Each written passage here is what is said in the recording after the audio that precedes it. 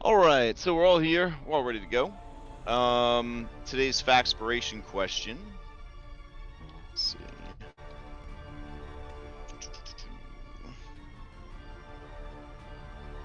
Oh, the number one. I was using a different generator. If aliens, what the fuck? If aliens landed tomorrow and offered to take you home with them, would you go? Okay, that's a weird one. That's never ever come up. All right, so go ahead and throw that in. All right, while you ruminate on that earth-shattering question that will make you really think about everything related to your character, I guess, we will request that somebody give us a recap of what happened last week. A point of DM inspiration or factspiration hangs in the balance. Eric rolling in with a 12. All right. Damn it, Darius! No, oh, sorry. Let me delete this guy.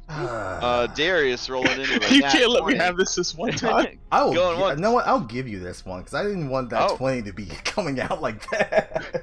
Oh, okay. Back to Eric. Eric, take it away. Alright, last session on Curse of Strahd Daybreak, the party was in grief after having seen one of their companions, Eric Joaquin, die through friendly fire upon his request by Anna to kill him so he can avoid a very tragic and haunting death from his recently risen deceased nephew Matthew. Words were spoken, tears may or may not have been shed. They decided to set him and his nephew's body on fire with a sort of Viking funeral. Eric didn't appreciate it much because when he woke up, he felt pain. Well, not much pain, but he felt his skin burning, more or less. He freaked out, ran out. Party questioned him, thinking he's some sort of a zombie. Maybe he is, maybe he isn't. Who knows? After some dialogue was exchanged, they took rest for the evening, camping out, upon which Tiernan, with his wonderful perception, noticed a frog nearby. And despite everything we've seen and witnessed in these lands, it began to talk, which was honestly probably the nicest thing that could happen to us. They chat. The frog told Tiernan about itself being a familiar to a wizard who did combat with Strahd, with a group of villagers, I believe. Turns out, the wizard may or may not actually be dead. Although he did went a bit insane, using words like polymorphing and acting like animals and whatnot. And apparently he's lost, I believe. And now Tiernan now has a quest to go find that wizard with his talking frog. I'm not gonna lie, probably the best NPC we've met thus far. After we rest, woke up, we made our way to Vallaki, and the party split up.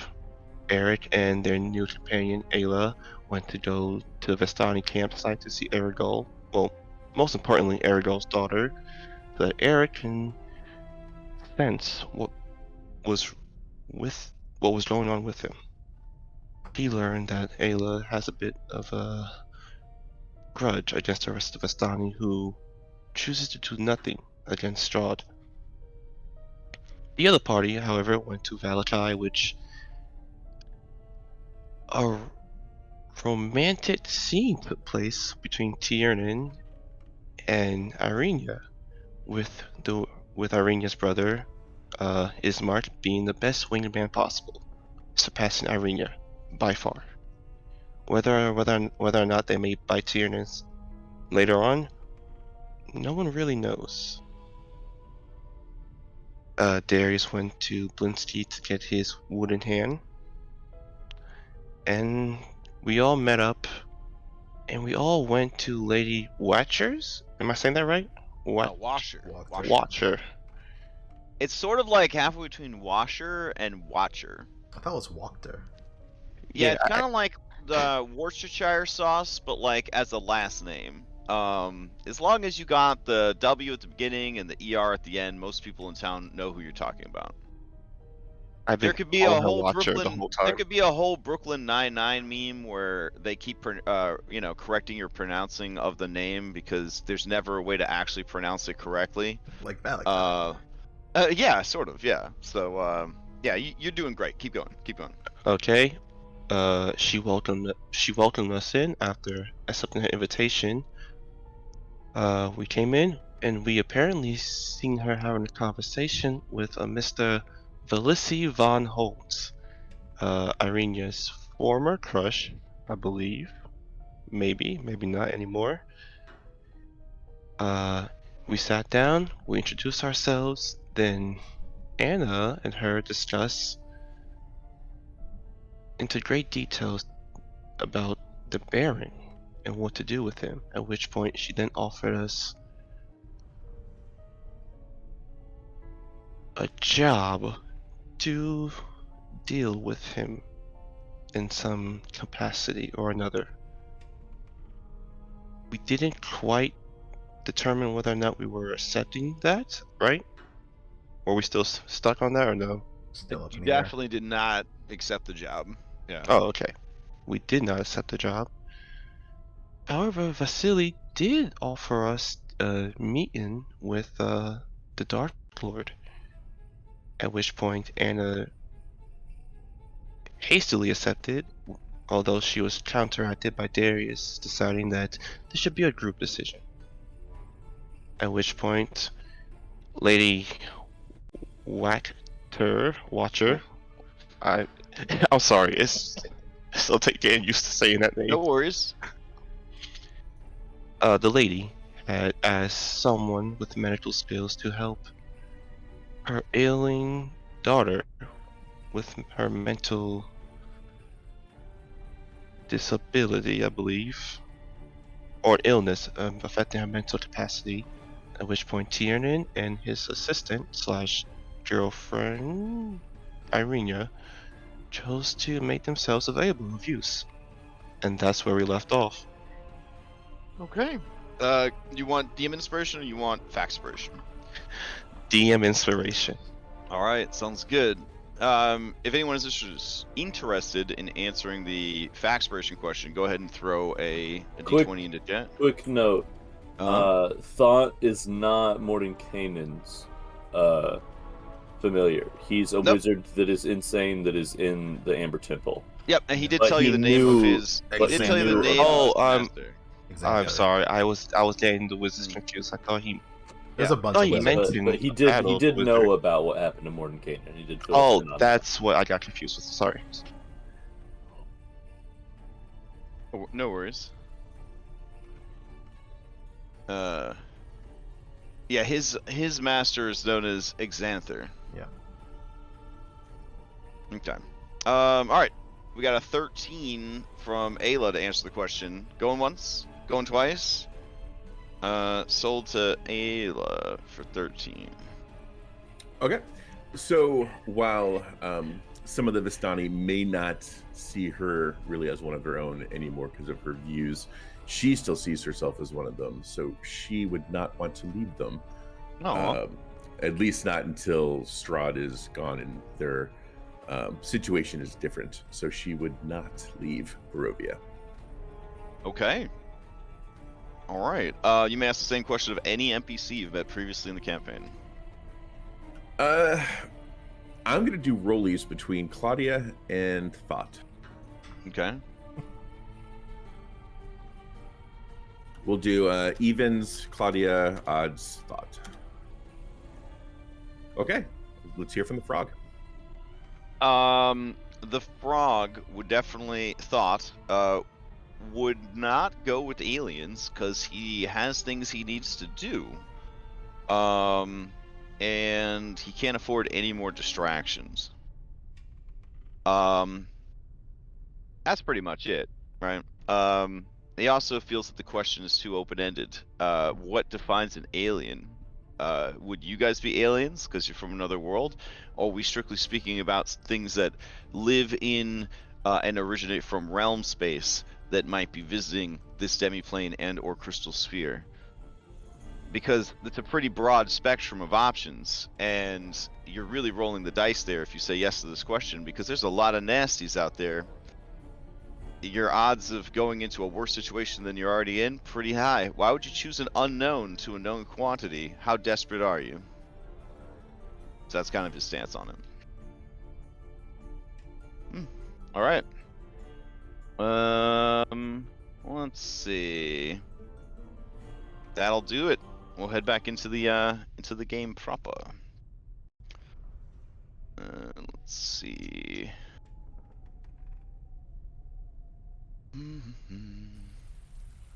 All right.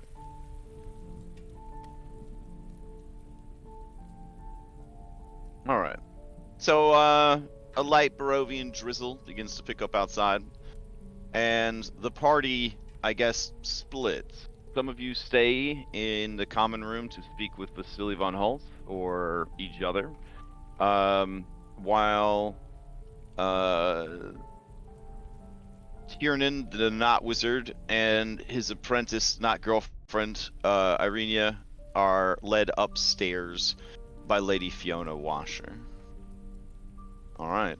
The maid, Madalena, stands in the corner, watching, but saying nothing. In the kitchen, you can hear the booming voice of the cook singing in a language that you feel the mistranslate for you, and it's basically just some very big Italian opera-esque music as he is busy in the kitchen. All right, so who do you guys want to follow first? The peeps hanging out downstairs, or the people that are being led upstairs? I kind of want to see what's happening upstairs. Yeah. All right, let us grab a camera bat to travel upstairs with the others. PC Vision, all bats camera. All bats. What a name. All right. Okay, and then these guys will disappear. And let's see.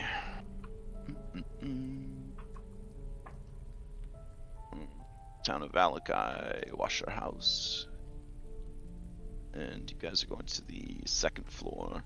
I feel the best way to really sum up the second floor would be with the top-down map. I don't want you to get nervous and think that you're going into a dangerous place, but I just feel like it would better encompass the experience of moving upstairs.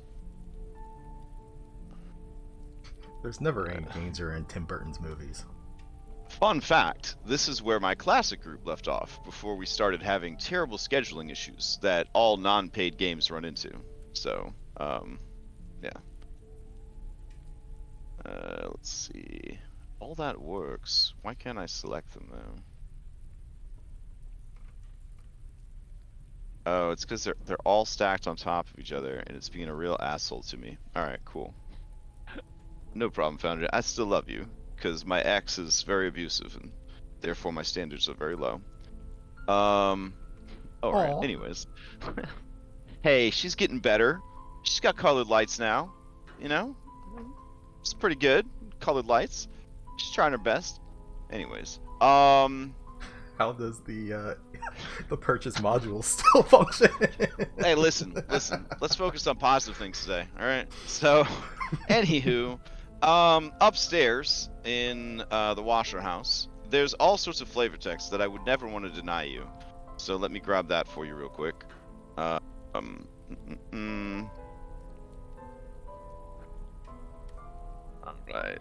Washer Bros. Washer House. Alright. Let's see. A wooden staircase leads up to a balconied hallway. And as Lady Washer leads you up into the dim upstairs, you can see that there is an abundance of rugs Like rugs everywhere, like so many rugs, just kind of piled on top of each other. It's a weird flex. The upstairs, there is immediately, to your keen senses, Tiernan Beckett, the smell of cat piss, heavy in the air. All right. Later, Washer says, this way, this way. Hmm?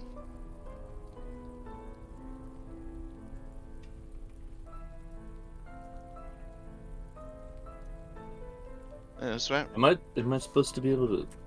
Can you not move? I was No. having the same fucking issue. Let me check the walls. Maybe I was trying to. Oh, that I never can tell with these maps where the top of the stairs are. All right, so it's over here. All right. This is the problem with not prepping your own maps. This, for real. The only problem I've had with not prepping my own maps is that I don't actually know 100% how everything organically is supposed to function. Wait, that looks like it's leading downstairs, and that's a top. I know, right? Yeah. I felt Oh. very, yeah, I feel validated, but yeah. She says, all right, just in here now, I do want to warn you before I open the door that what you're about to see must never leave this house. Of course. It is of great embarrassment to me and a source of tremendous ire at the Baron's son for what he's done to my precious daughter.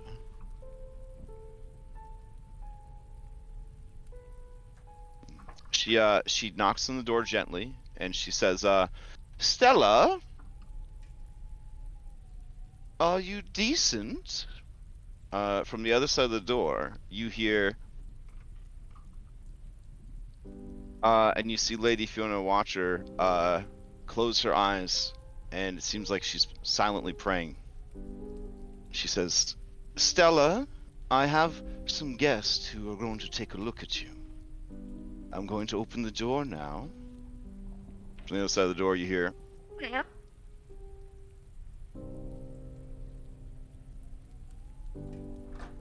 She opens the door. On the bed, on all fours, is a young woman, maybe 19, 20.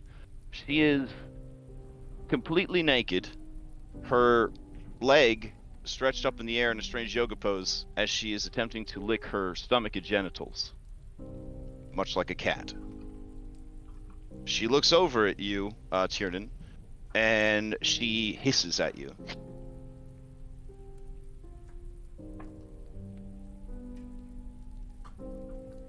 And this Lady has Fiona been- Watcher's face is a fucking statue right now. There's no emotion. This has been going on for how long?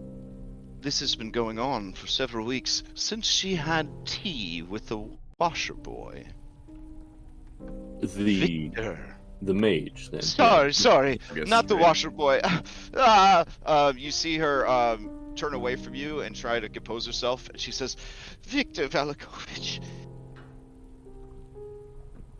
And she starts to quietly sob.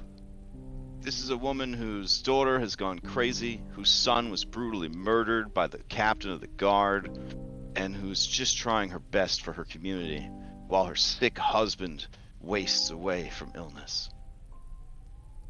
Do you believe this to be part of the same attacks on your family as what happened to your boy? He says, I could not begin to imagine the motivations of that terrible little psychopath. Why he would do this to her. I didn't think he was this powerful. This is... Well, he's obviously cursed her, or done some sort of magic to her mind. Could you please at least take a look and see if Has perhaps... the family ever had a cat before? Oh yes, we have many cats. And my daughter, for comfort, would often bring cats with her. She brought one with her to tea, in fact.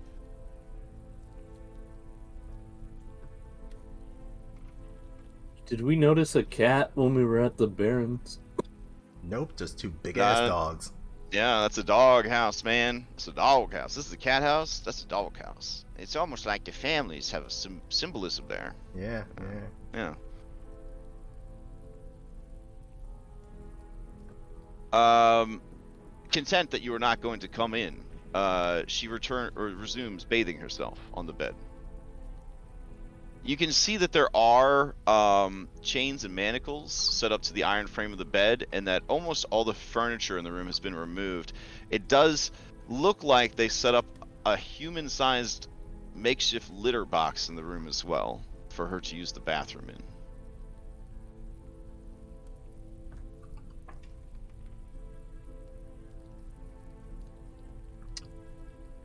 Well, I normally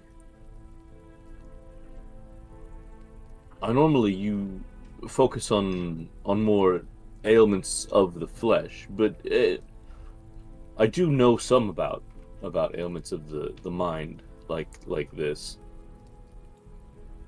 Well, I'll let you get to work then. Thank you. Irenia looks at you and raises an eyebrow like, the fuck? I just sort of like deadpan face back at her, like I have no idea. I shall wait here in case you have any questions. Of course. Tiernan is gonna. Oh, Tiernan, as you enter the room, I need you to make a handle animals check. So I was gonna say Tiernan's gonna make like the cat noise as he does it. Does that give you advantage? The noise. Yeah. Okay. Sure. Because you're playing along, I guess, with this poor girl's condition. Okay. All right. Hearing the noise, she stops cleaning herself, and she awkwardly turns in a circle. And then she moves to the edge of the bed. She extends her head as close to you as possible and seems to be sniffing the air about you. I'll just slowly hold out my hand. Behind you, you know Irenia is standing there, and Thought whispers to you and says, tread carefully. Tread real careful like.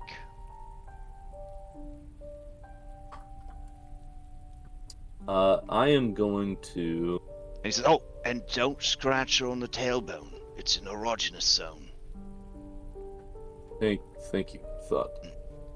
A lot of people have cats, they don't realize it. When they're scratching the cat's base of the tail, that tailbone area, yeah, that's an erogenous zone. You're jerking your cat off, basically. A couple of my friends at the Familiars Union, the cats, they think it's hilarious. Some of them, though, they think it's a bit awkward. I can see both sides there, yes. I would like to, while I hold out one of my hands so that she can sniff it, I would like to use some of my arcane eye oil. Okay. To be able to see magic. And I want to see if this looks to be a magical effect or if this looks to be like a psychotic break. Okay. She is definitely under some sort of enchantment. Okay. Some, not in this world, might call it an enchantment. But yeah, she's definitely under an enchantment. I'm just gonna sort of be mumbling to Irenia, but in like that talking to an animal voice. Be like, someone's under an enchantment, aren't they? It's definitely magical. She kind of cocks her head curiously, and then she turns around and shows you her butthole. And I say, very cat-like. Irenia, have you ever... She hops off the bed and begins to bat around what looks like a dust bunny on the floor. Have you ever seen anything like this before, Irenia? She says, Tiernan, this is the most fucked up thing I've seen in my whole life. We saw a golem made of aborted babies. This doesn't come close. Well, I didn't see a golem made of aborted babies. So that's fair. This is the top for me right now. Okay. Now, I'm I'm gonna make the assumption that mental health care around here is mostly just lock them in a room at home or send them to be locked in a room somewhere. Mental health care? If someone goes crazy, you Oh, lock them in a room or you send them somewhere to be locked in a room, right? well, there's no like real. I mean, you just sort of. Um. Hmm. Well, there used to be an asylum, but it got closed down because apparently there was no funding.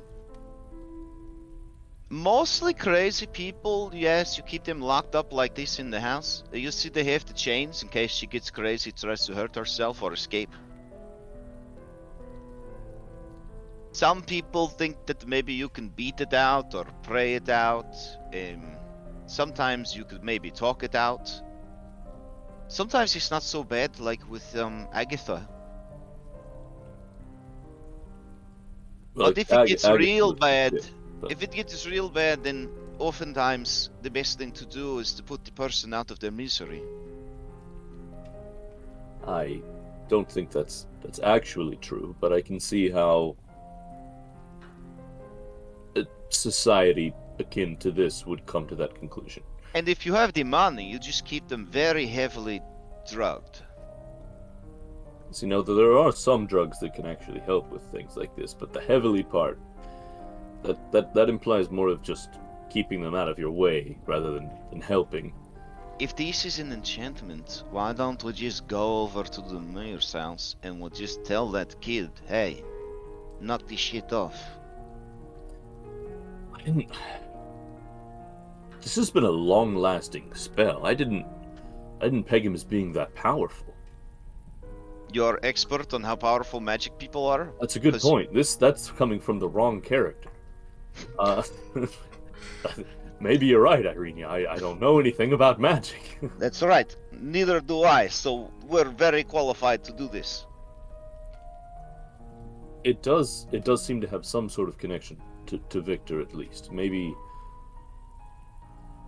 he called himself a middlingly powerful user, I believe, but maybe he found some sort of relic that can do something like this.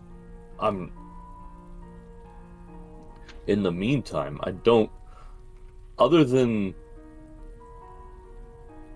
that she is acting like... She hops up on the bed, and then she goes to use her very large cat box.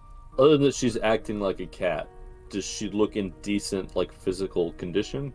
She looks indecent because she's urinating in front of us into a box of sand. Right, but that is something that a cat would do. Yes. So she still... You're asking mentally... if she's like malnourished or something, or like or like if bruised she, or something. Yeah. Give me a restraint medicine. Yeah, give me a medicine check.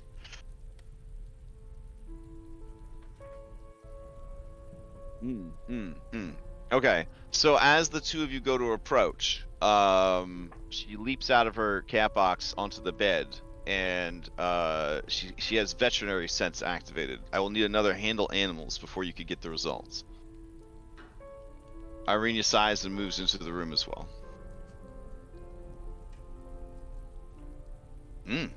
Okay, the two of you manage to calm her down, and she lays down on the bed and turns up onto her back so that you may examine her.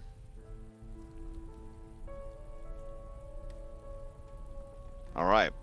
Together, you determine that she is well fed, and the marks from the restraints are old. The bruises are nearly faded, but at one point she was forcibly restrained. How long has the husband been sick? Oh gosh, he's been sick for a couple of months. Okay.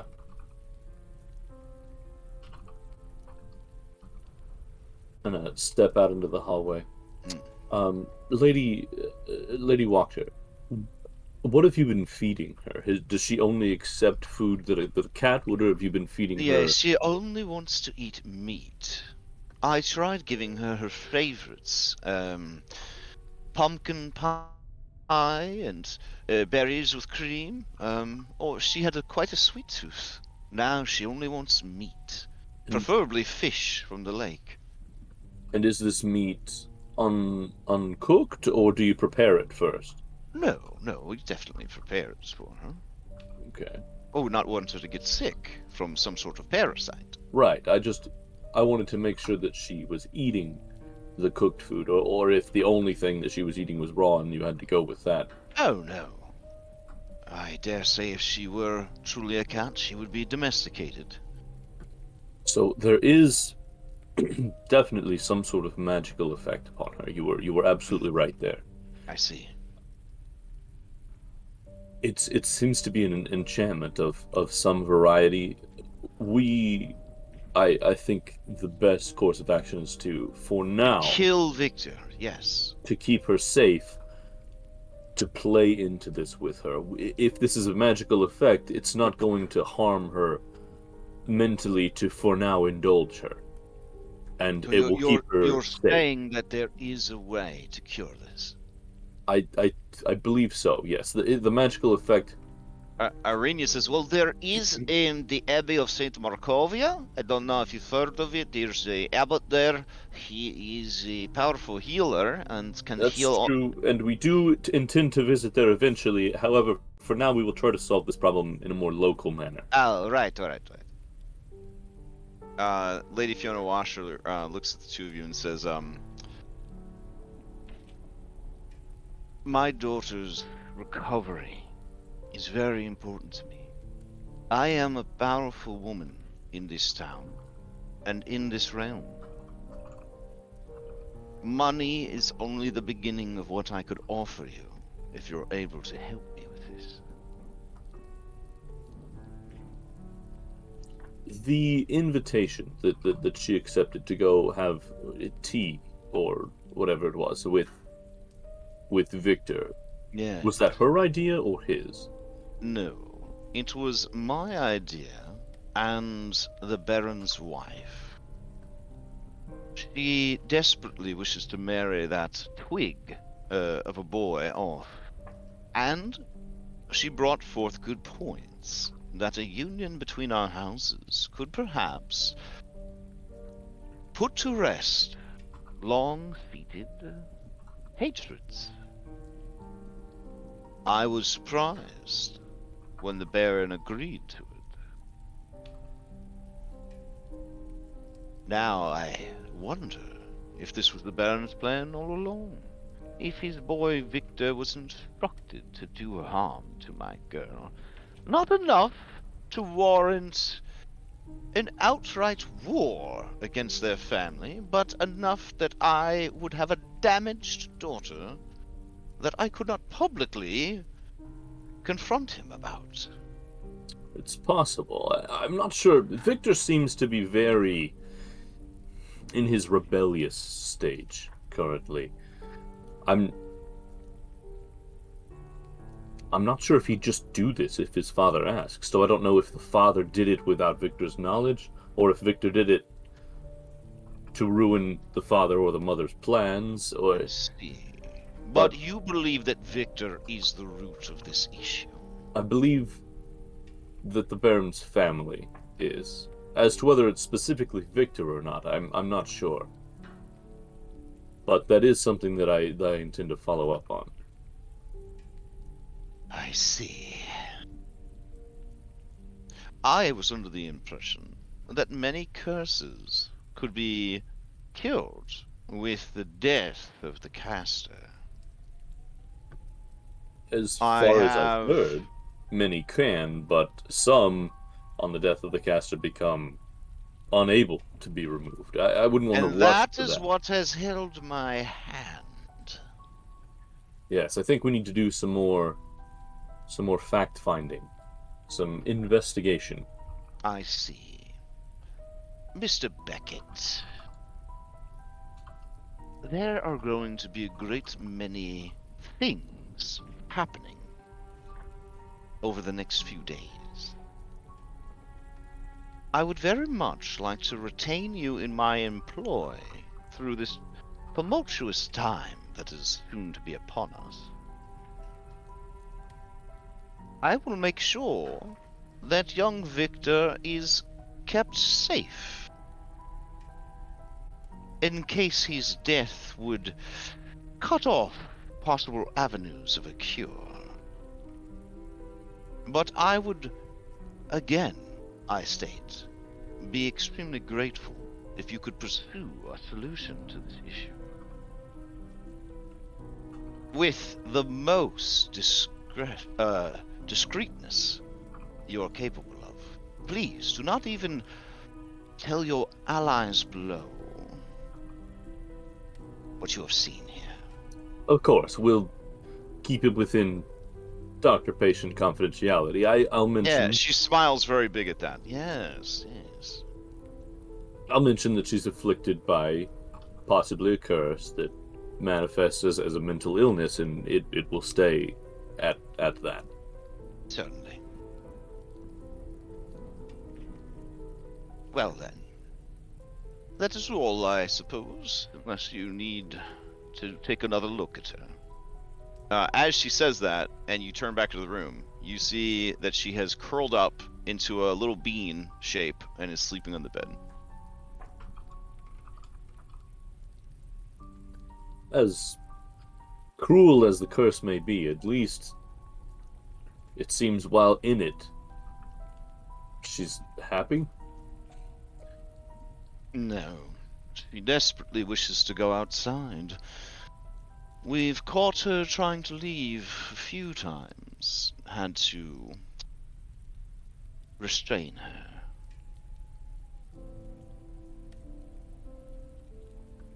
Is that a fireplace in the back corner? It is. It is. She says, we had to close off the fireplace. She tried to squeeze through and got stuck. It is a pity because she refuses to keep any clothing on. I worry about her catching a chill. I contemplated letting the other cats into the room with her to keep her warm, but I worried about possible incidents of bestiality. She is, after all, not spayed. I mean, you could put other female cats in the room, sir. I would maybe start with just one, see what happens, but... All right.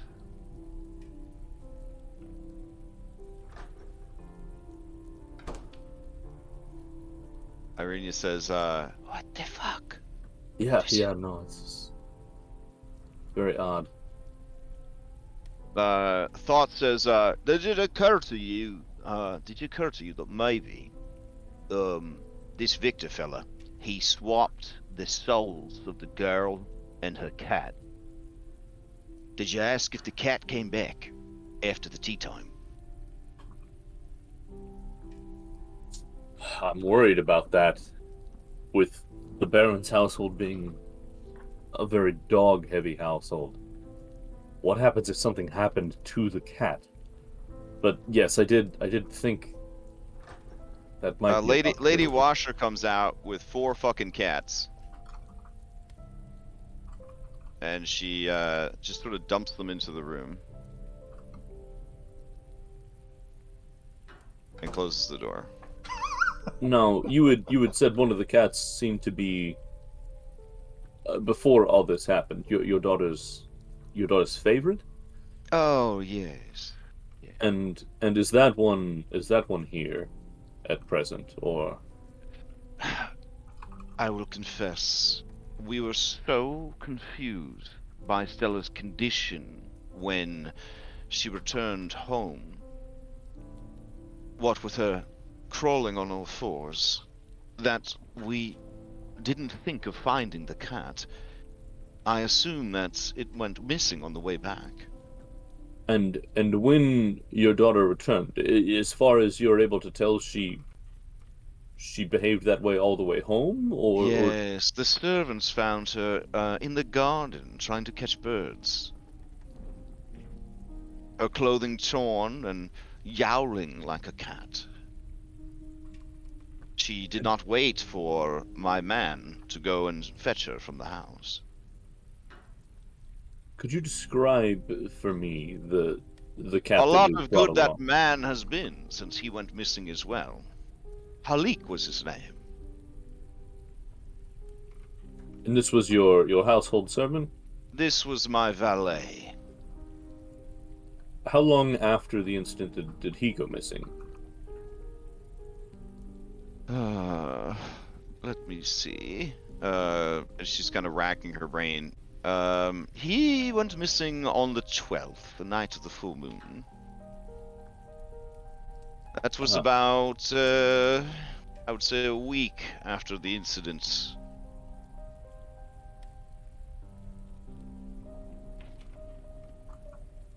My household is beset by troubles. Yes, it seems like far too much to just be coincidental. As your friend Anna could probably tell you, women of greatness face every trial the world has to offer. It tests us. We must prove we are worthy to stand with and above the cruel men who hold this world in their iron grip. My world has gone through similar troubles. Where I'm from, that is. Mm. Once more, could you quickly describe the cat that accompanied your daughter to the mayor's estate? Yes, it looked like, well, it looked very much like, well, it was a black cat. It had yellow eyes. It had a bit of a star pattern on its chest. Lucy was its name. Excellent. Thank you. I think that's all we can do here at present. I will keep you informed of any further developments. You mentioned something of a coming time of turbulence. Just for my investigation, do you have any sort of time frame on that? You said sometime in the next few days. She leans into you very close, like cougar on the prowl, very close. Her lips nearly brushing your scarred ear. She says, "They're already happening."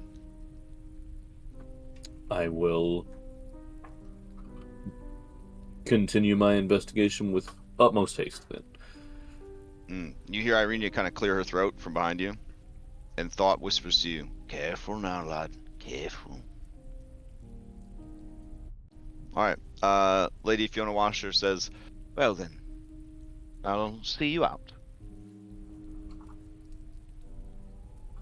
Alright, so, as you guys are heading downstairs, what transpired while this was happening? Was there anything that's happened down in the sitting room? Ayla's gonna motion to the maid, but Magdalena, I think, to try to get her attention. Okay, she will approach the couch and say, "Do you need something?" Yes, is the young master Vactor, is he home? Surely our host would not want to leave us completely unattended with just another guest as well. You're speaking of Carl? Yes. Carl is he is down at the tavern. He has been deep in his cups since the death of his brother. Oh, good to know. Thank you.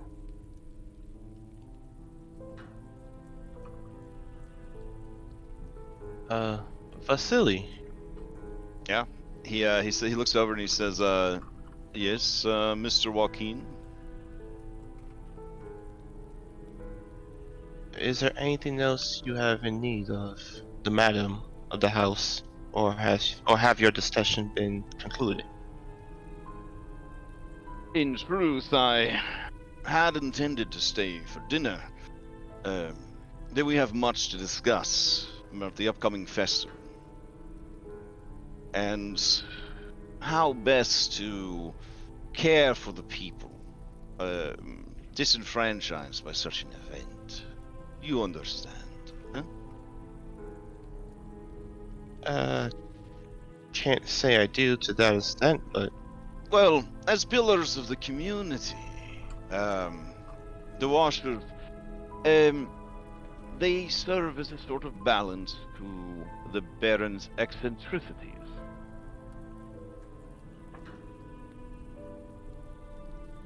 Not see. all are as enthusiastic about these events. We are considering creating safe houses for people who do not wish to be forced into frivolities, that they might find themselves warm and safe and dry rather than in the stocks.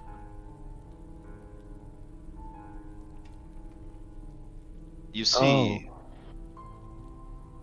a civilization that does not allow its people the freedom of choice is bound to fail. It is important that the human nature of things is always remembered. Very well said. He nods to you. Oh, if you don't mind me asking, he'll walk over to him, lean Mhm. over a bit. Is your house one of these safe havens? We visited it earlier, but no one was there. Yes. Perhaps I never really had occasion to use my house, for I am almost always in travel. And I am a bit frugal with my money and very private in my own affairs, so I do not retain a permanent servant staff. Oh, no one keeps it like this as he gestures around to the room.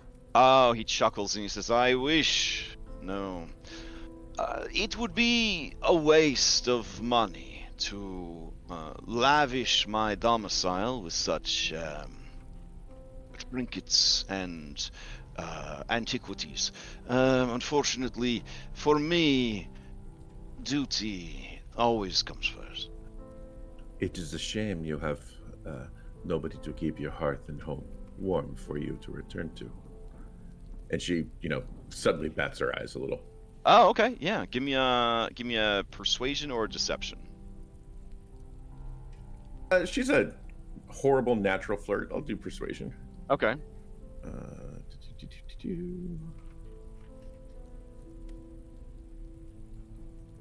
Okay, so like a real fine TikTok thought that thinks she's hella fine, but comes across as super fake. That is exactly how it comes across to everyone in the room. with your mighty five. Ooh. Yeah. Oh man. Yeah. So Vasily, he just sort of has two dots for eyes and a line for a mouth, and he just takes a sip of his wine, and he says, "Indeed." You say Well, you travel a lot. Have you been yes. to Rezek? I have been to Krezik. They are experiencing troubles of their own. The winter is far away here in summer, but yet they are locked in ice, high up on their mountain. There are reports that the abbot has, well, I shouldn't say, but there are reports he has lost his mind. The town itself seems to be beset by some sort of curse, and they have locked their gates to all who would seek entry. And unless you want a bullet right through the throat, you would be wise to steer clear of Krezik, unless the matter is pressing. What if we were to offer them wine? After all, we've managed to acquire some.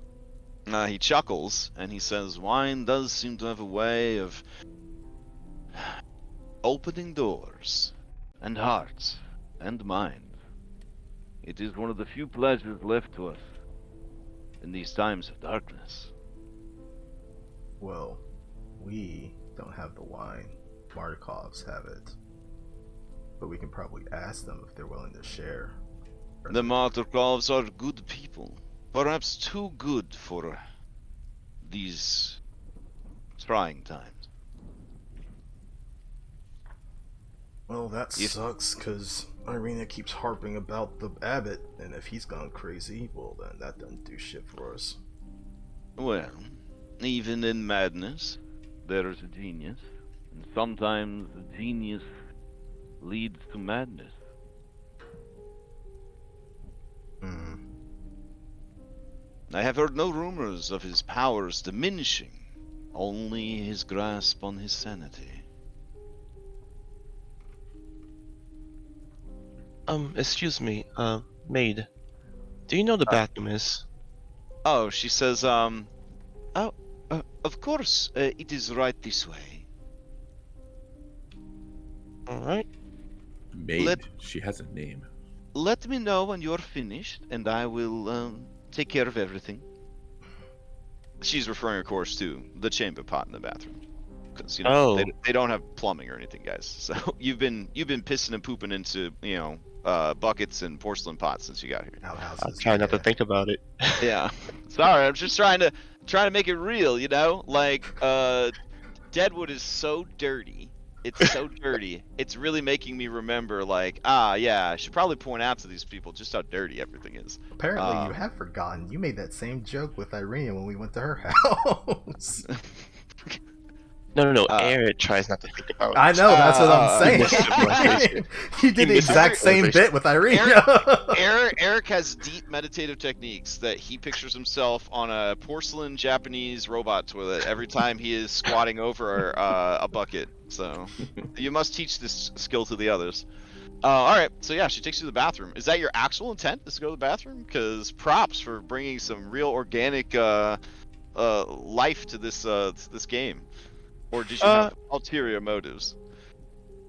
Is the bathroom on this floor or? Oh yeah, it's right. It's sanitarily right next to the kitchen, actually. Oh, okay. Yeah, he'll use the bathroom. Okay. All right. So while he is off at the bathroom with the maid standing outside the door, waiting to clean up after him, yeah. Does anyone else have anything going on here?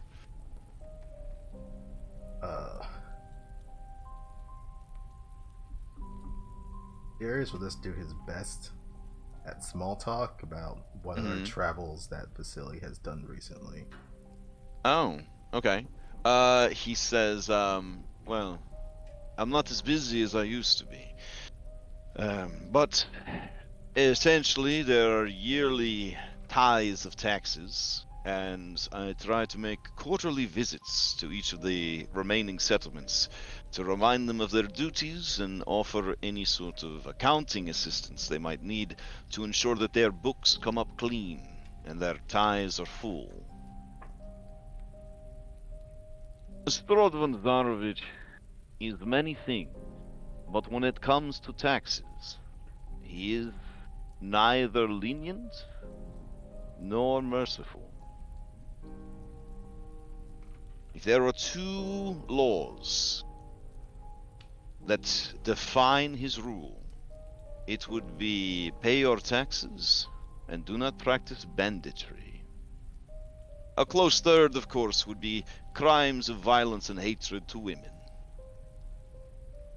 If I may, and pardon me, I am just, as you say, a woman, so I don't know all of these things, but do these taxes go to help the people, his people? Because, and she points to Ismark, he would be the new burgomaster of the village just at the foot of Strahd's castle, and from what I hear and have seen, it is not doing very well. A wonderful point that you bring up, and something that should be discussed if you are able to meet with him.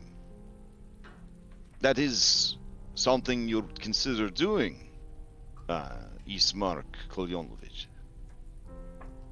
Ismark kind of narrows his eyes and says, is the burgomaster of the village of Barovia, I would gladly meet with the Dark Lord if it meant getting the much needed aid and resources. And Von Holtz says, then I shall send a message to the castle requesting 2 separate audiences. One with you, and one with these mercenaries. I would not want to muddy the conversation, for I feel that perhaps you are after different things. Eastmark looks at Anna, and kind of checks her general vibe. Anna is staring into the fire and has a 1,000-yard stare that she's had so many times. And Eastmark says, that is probably for the best. I am parting ways with these mercenaries. They have business elsewhere, and my obligations take me home. And then Vasily says, interesting, and yet predictable. Will your sister be joining you as well? And he said, as far as I know, yes, but I will respect any decision she makes. Should her heart tell her to go elsewhere? And when he says that, you see Vasily kind of wince a little bit.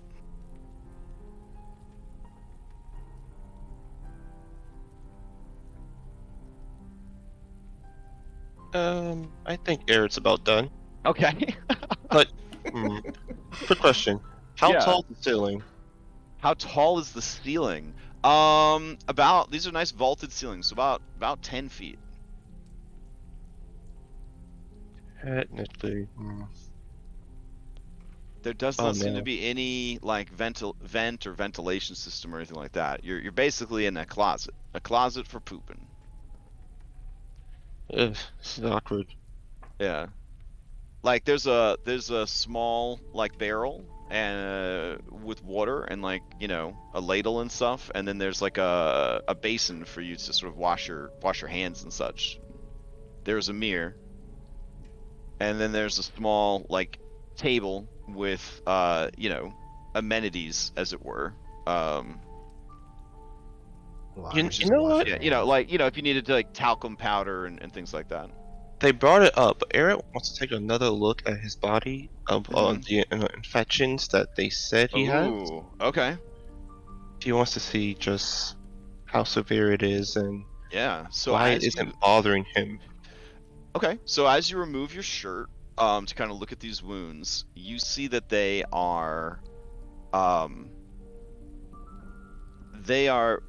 violently infected. Green with like white trim of pus, sort of a purple, kind of mixed in there.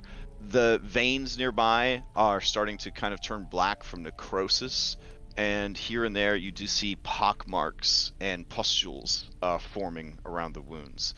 When you see them, Eric, you feel your body tremble because you've never realized how beautiful you were until right now.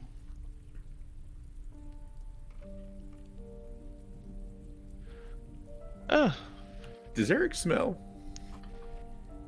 There is, I mean, everything smells in Barovia. Yeah. So it's No, kind of hard to actually tell. some pills here. But if you get close to him, there is definitely the smell of like infection. You know what I'm saying? Like there is sort of that bad, a little hint of like bad meat smell.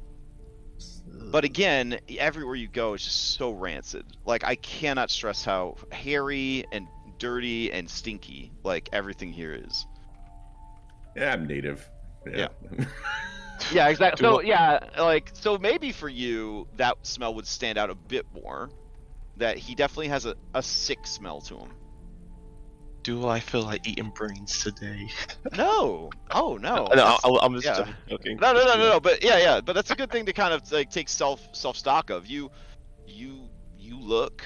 I mean, in the way you look at yourself and the way you feel, it looks beautiful. Like you are beautiful. think that's the first positive emotion he felt all day. Okay. Not bad. Outside the door, you hear another door open, and you hear, "Hey, I need to go to the bedroom." And then you hear Madalena say, "We have company in the bathroom, Waffle. You must wait." And he says, "Wait!" And you hear the door close again. And then the door opens again, and he says, "Hey, hurry up, eh?" He'll put his stuff back on, open the door, and you may do your business. Okay. All right. She waits for you to kind of head back to the room, and does her job. So. Yep. All right. So when you return to the room, you guys hear upstairs some footsteps coming back down the steps, and I think at this point everybody would be reunited. All right. And then Fiona looks at all of you and says, "Oh, you're still here. I hope that Mr. Von Holtz didn't bore you with his talk of numbers." And he smiles warmly at her, and he says, "I tried my best to be an entertaining host in your absence, but I'm sure they are quite tired of my stodgy ways." And she says, "Well, evening approaches. We'll be having dinner soon.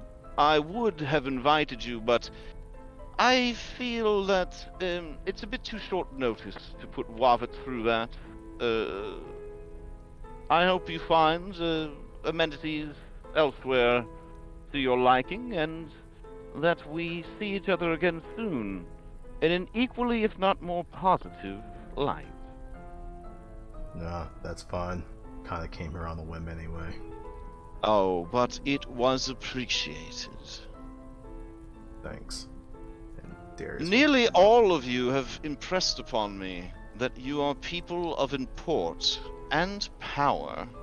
And her eyes linger on Anna.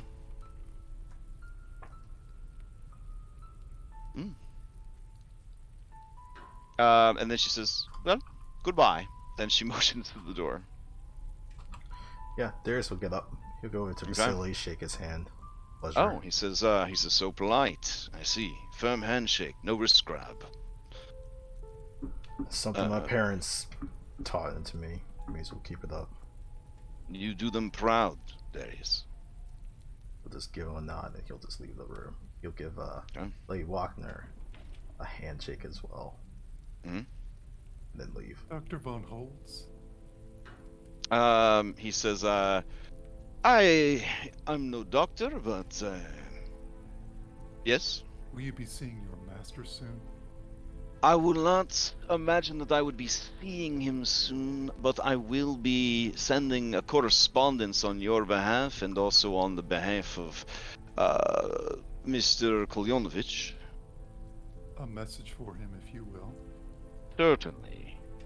Please ask him to stay out of my head, and if he wishes to talk to me, he can talk to me face to face. Out of your head? You heard me. And she stands up and leaves. He watches you quizzically. All right. As Mackenzie and Izzy go to leave, they go to shake his hand, but he very deftly, like he has proficiency in sleight of hand, grabs each of their hands and gives them a gentle, gentlemanly kiss. And there is certainly some blushing going on.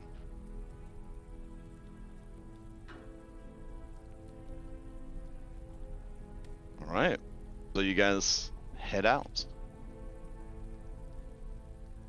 Eastmark goes to leave, and Vasily says, Lady Washer, if I might have a moment to speak with Mr. Kolyonovich before he heads out. And she says, of course. I will go and fetch Ernst, that he might go and find Carl for dinner.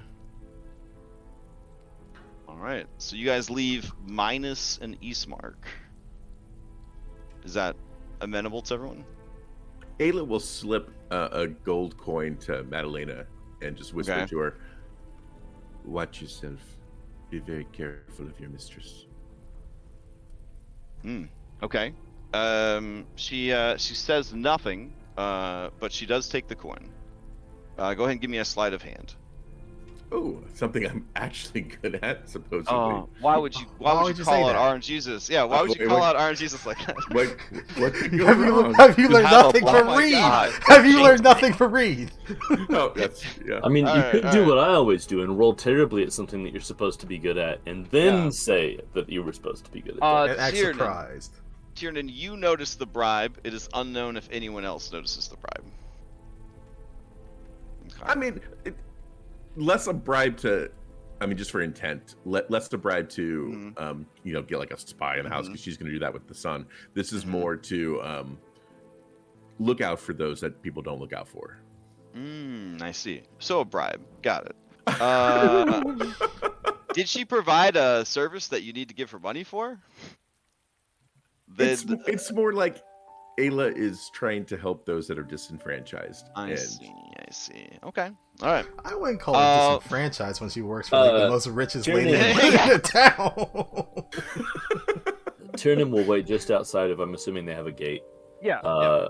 for them to be done with Same. Okay. Ismark.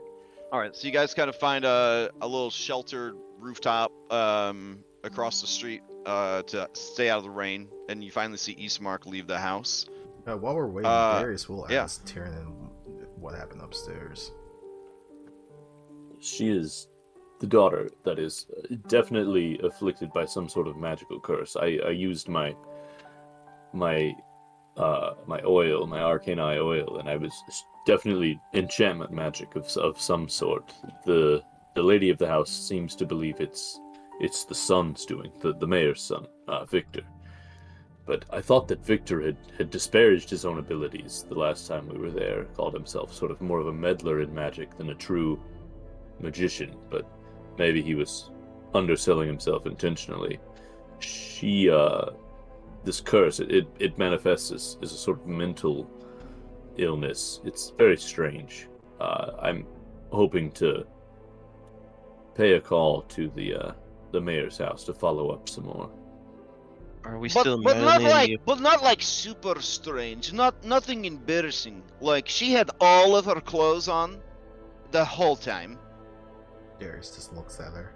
That random ass comment. He looks Yes. at you. Tiernan. She looks at you, Tiernan, like, see, I got this. Are we still going to meddle in the affairs of these two families?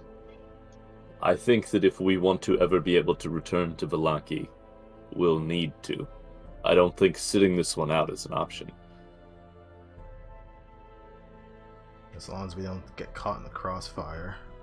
it We're going to definitely get sounded caught. like she had plans. Yes, we'll talk a little bit more about that later after everyone's here. Okay, he's only about five minutes or so behind you, and you see him come out of the house. He does have a sort of calm but troubled look on his face when he comes out of the house.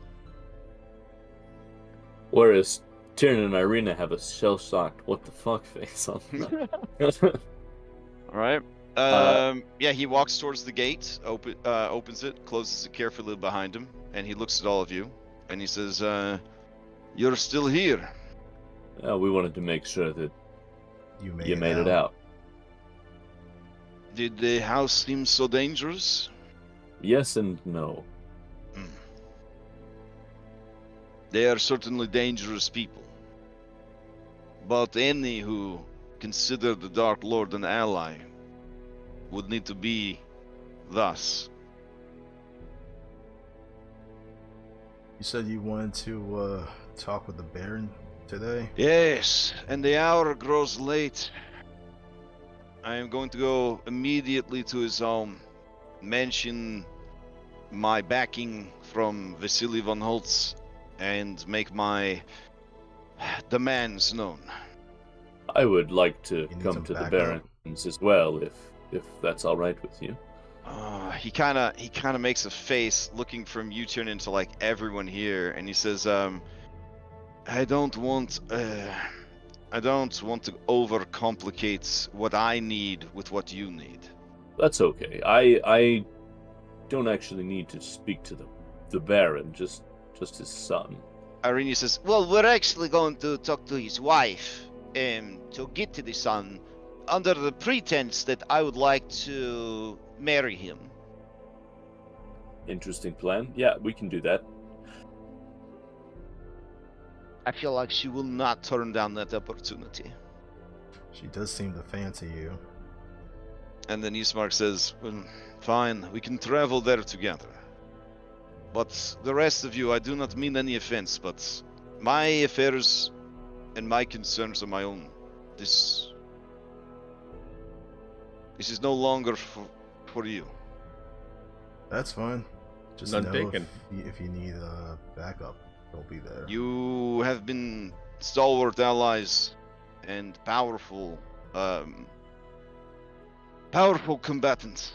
You have kept me safe and my sister when many others have fallen.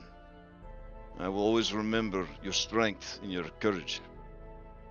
And I hope that you are able to find a way home. And Arinia, I know where your heart and your spirit needs you to be. Do not make the concerns of our father's passing, or the village yours. I will shoulder them for both of us. And in exchange, I ask only that you go forth into the world and you find what happiness you can. For both of us. Do we sense you saying goodbye right here? Yeah. Yeah. Yeah, you do. Yes. I'm like, What? it sounds like goodbye. Okay. Ayla will go up to him once everyone else is done with their goodbyes too. Okay. When you approach, he becomes visibly upset that you exist. I realize that our peoples have issues with each other, but I can tell that you have experienced more pain and loss than a lesser man would be able to take. If there is anything that my people can do for you at the Seer Pools, and she pulls out one of like the myriad scarves that she seems to have from like her skirts, and if he will let her, she'll tie it upon his arm. Otherwise, she'll just hand it to him and say, "Show this to Madame Eva, and whatever help my people can provide to you, they will do so." He definitely doesn't want you to tie it on him, but he does take it from you, and he says, "The last few weeks have shown me that my father's tolerance and acceptance of the Vistani people was not a flaw of character, but a strength. I will honor his memory and make the village of Barovia open to all, even Vistani." I hope in the future that our peoples can be whole once more.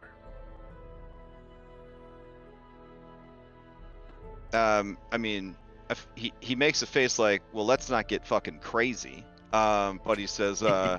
he says, sure. She's still an idealist. Yeah, and he starts walking towards the mayor's house. This is that awkward situation where you say bye to someone and you're still heading in the same fucking direction that they're going in. Are you guys going to the I thought that's what we were doing. No, Oh my are we- God. I'm going not to following them. I'm going to the blue water. Yeah. All right, so I guess I need to know where everybody's going. Eastmark for sure is on a time crunch. He wants to get out of here first thing in the morning before shit gets too crazy with the festivities. So he's gonna go to the mayor's house, or sorry, the baron's house, the burgomaster's house. Irenia and Tiernan want to go there to try and talk to Victor. So now there's two people calling on the two groups calling on the Baron's house for two different reasons. Where does everyone else want to go? Perhaps Mackenzie and Izzy and Anna want to join me for a girls' drink at the inn. Don't forget Eric. Did you say Mackenzie and Izzy and Anna? Yeah, Mackenzie and Izzy put their arms around Eric and say, "Yeah, don't forget Eric. If we're doing a girls' night of drinking." And then Mackenzie sort of like, you know, nudges you a little bit, like to let you know that she's teasing you, and she heads off with Ayla and Anna, and Izzy follows, tip tapping her way there with her cane. Because it's very important. It's very important to Cosofona that we remind everyone that Izzy is blind. So. I just like consistency, okay? Yeah, no. Listen, it's consistent, and there are people that are clinically blind that can still see. Because if you have a certain amount of vision impairment, you still count as being legally blind. Yeah, it's not all like darkness, and it's not all fucking Daredevil. There's like different. You know, different. It's a spectrum of like. I'm aware. It's Okay. Do you go with the girls to the tavern? He has no business to the Barons, and he doesn't really want to get involved in all this family stuff. So yeah, he'll go with the girls. Okay. Am I able to have like movement access to thought? Yeah. Hold on. Before we continue, how many people did we see total within the Madam's house? Because I think we've only seen three, right? Well, I mean, not including like servants and stuff, I guess. Oh. In their house, you noticed a gardener, a maid, and you heard the cook, but no one ever saw him. Oh, okay. All right. Yeah. Let me get you a thought that you can have. Let's see. We'll call this thought for Tiernan. That's not suspicious. So, anyways, while I'm working on that, which scene do you guys want to do first? The tavern, or the Burgermasters? On the way to the Burgermasters, I want to fill in Ismark and I guess Darius, since he's coming along, with the ominous warning I was given about how things are supposed to start going down. That'll be very changing for the town. So she's up to some shit. Yeah, for sure. Those two are like oil and water. It seems like, and I don't know whether it was just a cover, but the mayor's wife was trying to bridge the gap. That seems to be when this curse was put upon the daughter. She was visiting to meet with Victor, and when she returned, I gave you the wrong one. Don't open it. There we go. I mean, Baron's wife didn't strike me as someone who would be doing something for sneaking. Now, it's possible feelings. that she meant it, and they just took advantage of the situation to exploit it. Alright, let's see. I'll grab you guys and take you over to the Baron's house. And then we'll get a camera bat so you can see what's going on over there. Man, just hopping all over town. As you guys are heading there, and the other group is heading to... Alright, we'll handle the other group. Yeah, we'll do the Baron first. Okay, so let's see. Everybody heads over to the Baron's house. The guards out front, they're like, you know, oi, oi, what are you doing here? Etc., etc. Yeah, okay. They say, so one of you wants to see the Baron on the busiest night before the busiest, biggest celebration of all time, and the other of you want to see the lady of the house at the same time. Yes. Okay. All right. So they'll get that sorted, and then let's see. Okay. Do we have a good inside the Baron's house? We'll just use this since everybody is sort of everywhere. All right. It's a nice entryway situation. All right. Okay, so the sweetest maid in the entire world is there, and she directs everyone to the different places where they need to meet. And the house is wild. Like, there are commoners all over the place, being shouted at, being yelled at, yelling at each other, making last-minute decorations, trying to get everything ready for tomorrow's celebration. All right. Oh, on the entire way here from the thing, I'd like to be on the lookout for the cat too. Oh, sure. I will assume that your passive perception is there, and then also inside the house as well, I'm assuming. Yes. Okay, fair enough. Let's see. Wow, you keep looking around everywhere. This is what I always do. I'd love to roll an insight check. Okay, sure. Give me an insight check.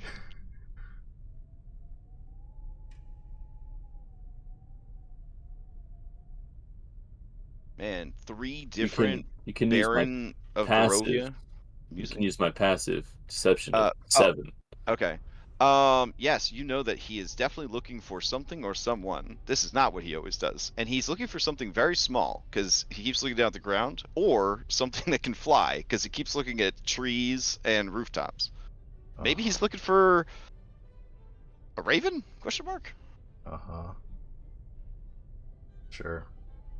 I guess speaking of which, have we seen Blue since we came to Vallaki? Or Muriel? I think when you got here, yeah, she said she was going to the inn, the tavern. Yep. All right. So yes, Elizabeta, she leads Ismark away so that he can go speak with the Baron in private. And then she leads you to sort of the dining area where the table is just arts and crafts central. Everything's real busy, real nuts. And then the burgomaster's wife is there, and she looks up from sort of telling the servants, you know, what to do and whatnot, and looks over at you guys, and she gives you sort of a weak smile, and she says, "Oh, what are you doing here?" Look to Irenia. This is her plan. Oh, Arenia says, "Oh yes, so it's been a few days, but I can't stop thinking about Victor. He's just made a really big impression on me, and whew." She fans herself. I'm trying to stay very buttoned down here, but your son, oh my goodness. I was hoping, even though things are busy, that if I could perhaps speak with him, for I was perhaps hoping for a date, for tomorrow's festivities. And she looks from Irenia to the 2 scarred up muscle men to either side of her as she inquires about her beanpole nerd son. And she says, Oh fuck, my art, I forgot about that. She says, "I see, but why are I try to take up like a bouncer pose next to her. She says, "Oh, well, these are dangerous times, so I did not want to, you know, like, a lady cannot be traveling unprotected. These are mercenaries, that is all." And then Lydia says, and I guess, even though she's, I don't know, here, I'll roll a fucking deception check. There we go. Bloop. Okay. Lydia says, that makes sense. It's very busy.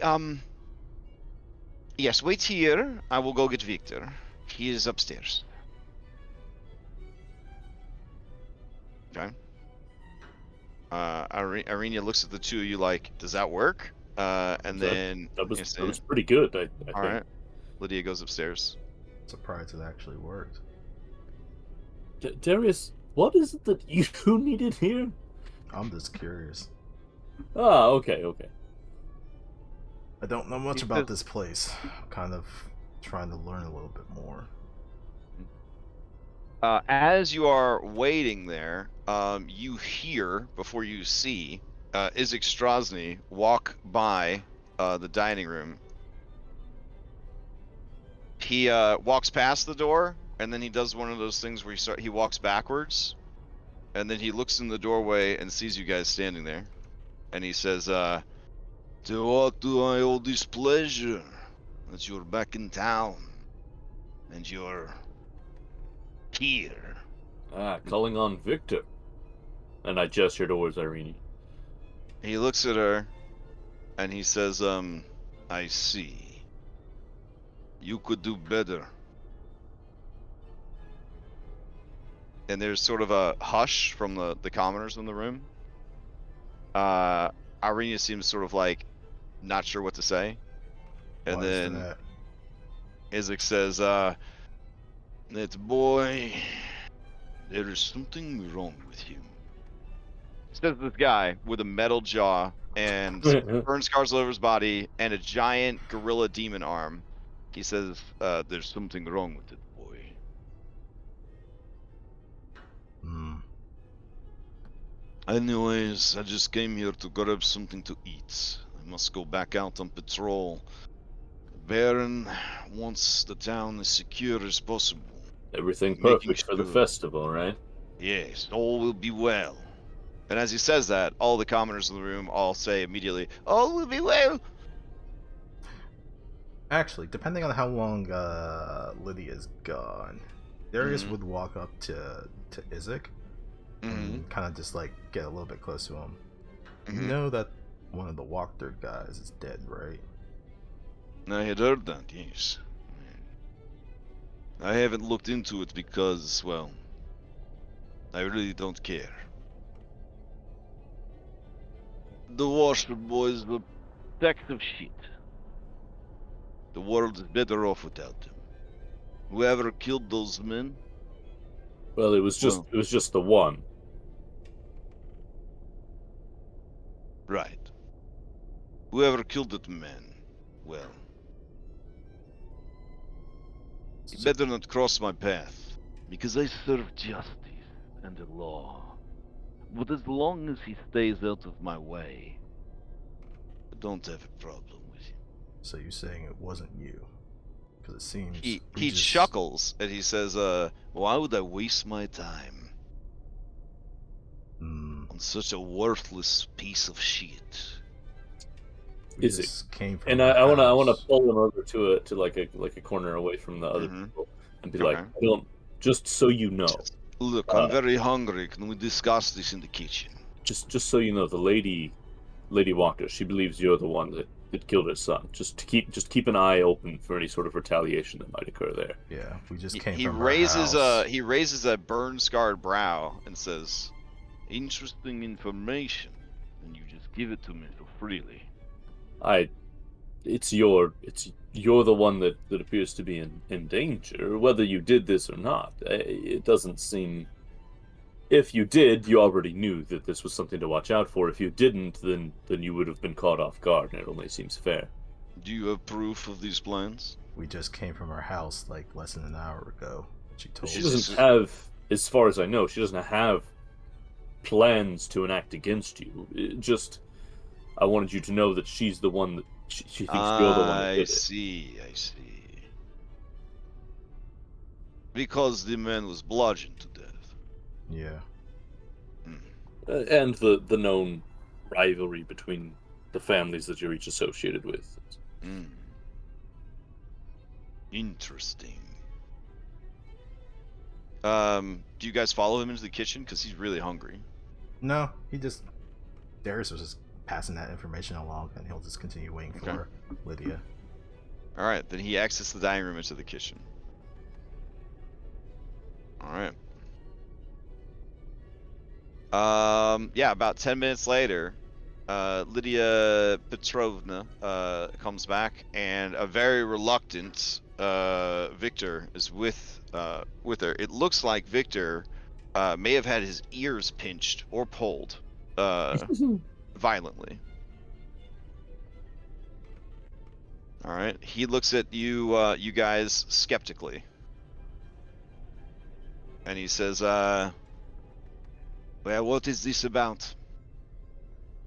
And then Lydia says, "Well, Arinia Koliana has asked that you be able to speak together. Now the house is very busy. Perhaps you could speak on the back porch. I will have Marcusio bring. I will have someone bring you some refreshments." Tiernan is gonna act like he's got something in his eye, and then he's gonna take out an eyedropper and put in more of the arcane eye oil so that he can see magic. Okay. Victor says, "What are these two doing here then?" And then Lydia says, they're her bodyguards. When you are a beautiful young woman, like I used to be, you need protection. Sometimes the world can be a dangerous place for a beautiful woman." And Victor says, "I see.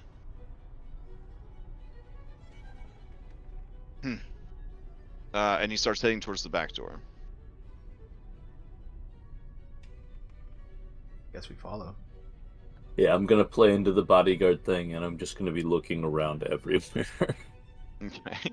Yeah, theirs is just gonna post up by the door and just kind of just watch them, but not like specifically interact. So your keen senses. Everyone's been able to see so far, right? Yeah. Even though I forgot camera bat. Okay. I have no idea if they could. Oh, I think these are all no vision required scenes that we're in. So okay. So yeah, you guys head out here. You guys lean against the building, looking like bodyguard style or whatever. All right. Your detect magic, Victor Valkovich is under the effects of some magic. As you look at him, you see that there's sort of like invisible, phantasmal armor surrounding his entire body. Nice. Okay. Yeah. So I'll switch the music again. While we're waiting for this scene to happen, let's go and see what's happening elsewhere in the town. All right. So as you guys are making your way downtown, walking fast, etc., you see a familiar face. Let's see.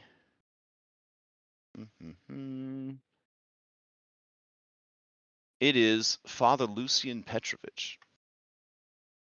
Do you guys try to avoid him? It is obvious he is coming towards your party. His eyes are looking right into your soul.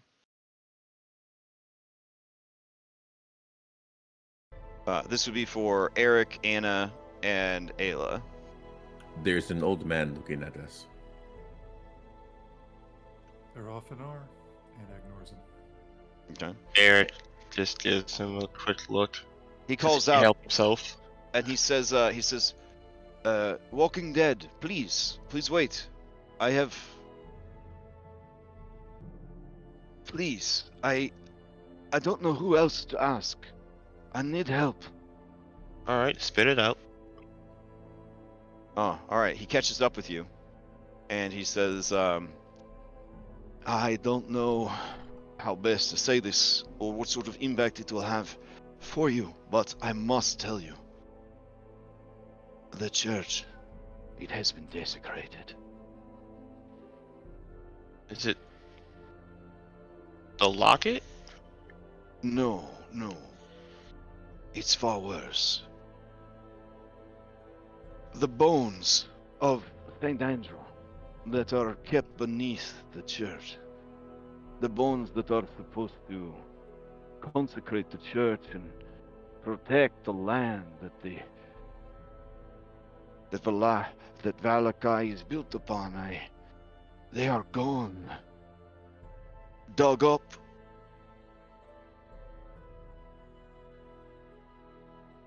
They have been missing since the 24th, Thursday, 2 days ago. He looks like he has not slept in days. And he says, I've been looking everywhere for them, but it is something I have not tried to ask about publicly because should the people find out, there is quite a bit of superstition. And rightly so, for this is not superstition. These bones, they protect the town from evil. Surely you have noticed a feeling of sanctuary, of safety behind these walls, not given to you by Isaac and his guards, but something more, yes? OOC meta, he's saying, you guys know that you never have to roll fucking random encounters when you're here, right? You notice that shit, right? You never have to roll random encounters while you're here. You get to long rest here. You notice that shit, right? Anyways, Voice back in to the back sky. to Are you saying that this back- place is no longer a sanctuary for us? Why is he stomping his foot for emphasis? I am saying that. Yeah. He says, we are all in danger if those bones cannot be found. Father, have you had services? Ah, Vistani. You should take more care to hide your appearance. Perhaps that I am not ashamed of who I am. No, daughter, no, please. You should never be ashamed of who you are or where you come from. Your people are, well, they are an honorable sort in their own way. And the Morning Lord loves and keeps them just as he keeps the other children of Barovia. But the guards, they are acting fiercely. I would not want anything to happen to you. Here, if you need, and he goes to remove his cloak to give it to you. It's okay, Father. And she'll motion for the same scarf Anna had earlier given her, and she'll put that back on. What I meant to ask you, as she covers up, is did you have services in the church? Like, were a lot of people there that could have possibly... Do you have suspects, I mean? Suspects? Well, I don't want to think of him as a suspect, but Milovaj, he has not... Well, he has not... I have not seen him since it happened. He is, some acolyte of yours? Yes, he has some talent for the divine, but he's a slow learner. And his attention is divided between his work at the orphanage where he was raised, and also the church. Well, I'm sorry, ladies. It appears our girls' night drinking will have to wait. I have called upon him at the orphanage, but Stradora says that she has not seen him either. Do you Does he know have where he a- lives? He lives at the orphanage with Stradora. You should know. You helped them, remember? Oh. And then his nose kind of curls up because you know them wisdom characters, you know what I'm saying? And he says, "Sir, are you all right? You smell of infection. Should I take a look at you? I know that there are other pressing matters, but No, it's fine. It's fine. Don't worry about it.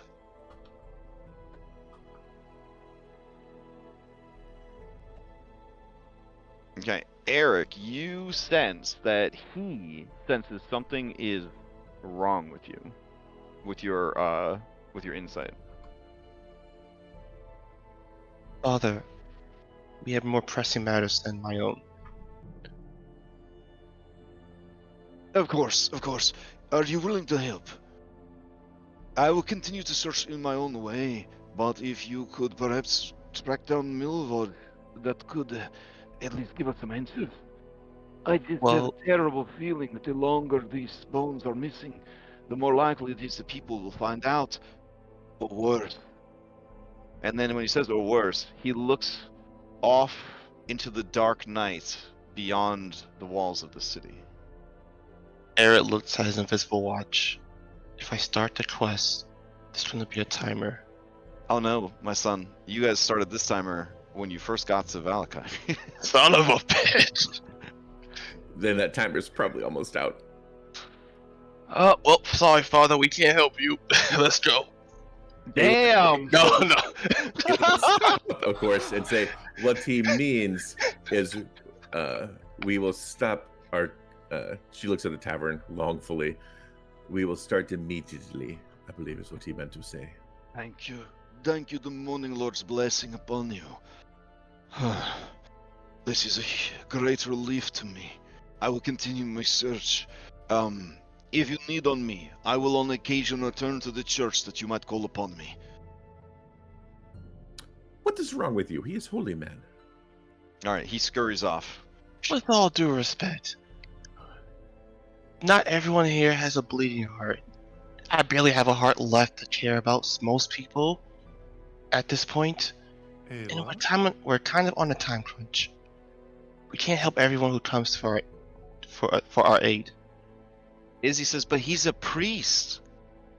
I don't know, maybe it's because I grew up Catholic, but like, I feel like we can't say no to him.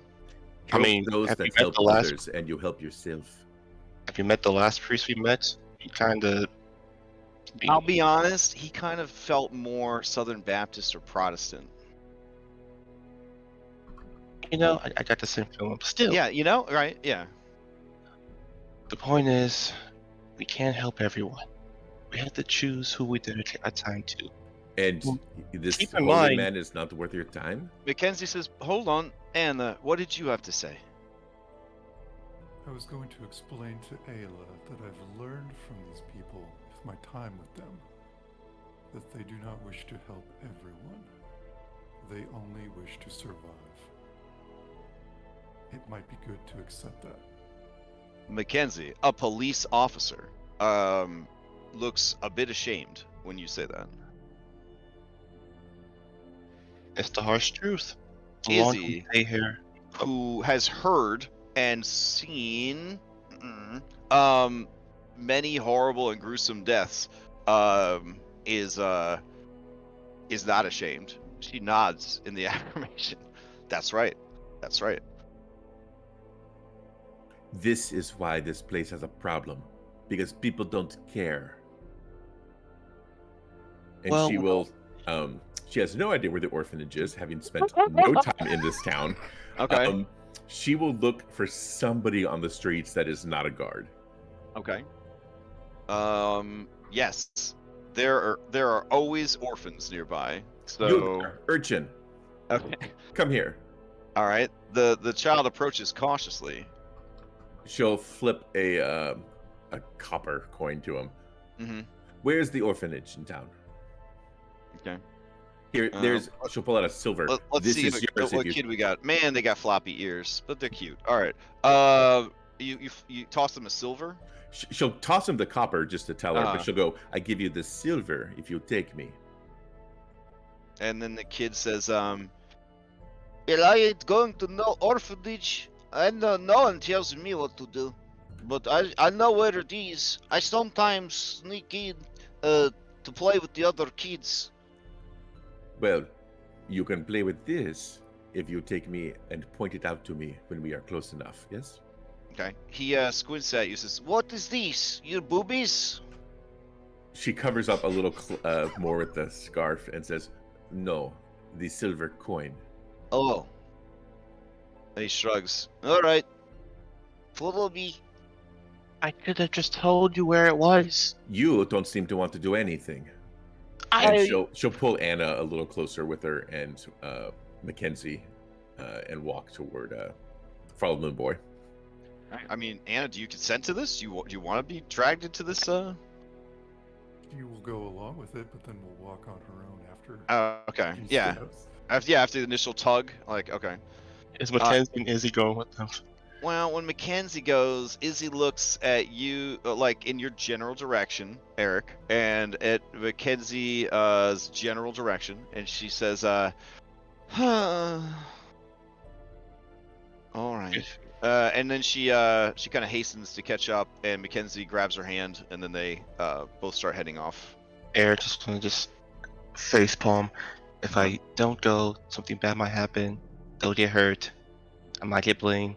If I do go, something bad might happen. We'll all get hurt. God damn it. Okay, he'll follow after them. Off in the distance, you hear Wonderwall and hear the sounds of frivolity, drinking, and a warm hearth as the breaks rain my patters heart. down. As the rain patters down.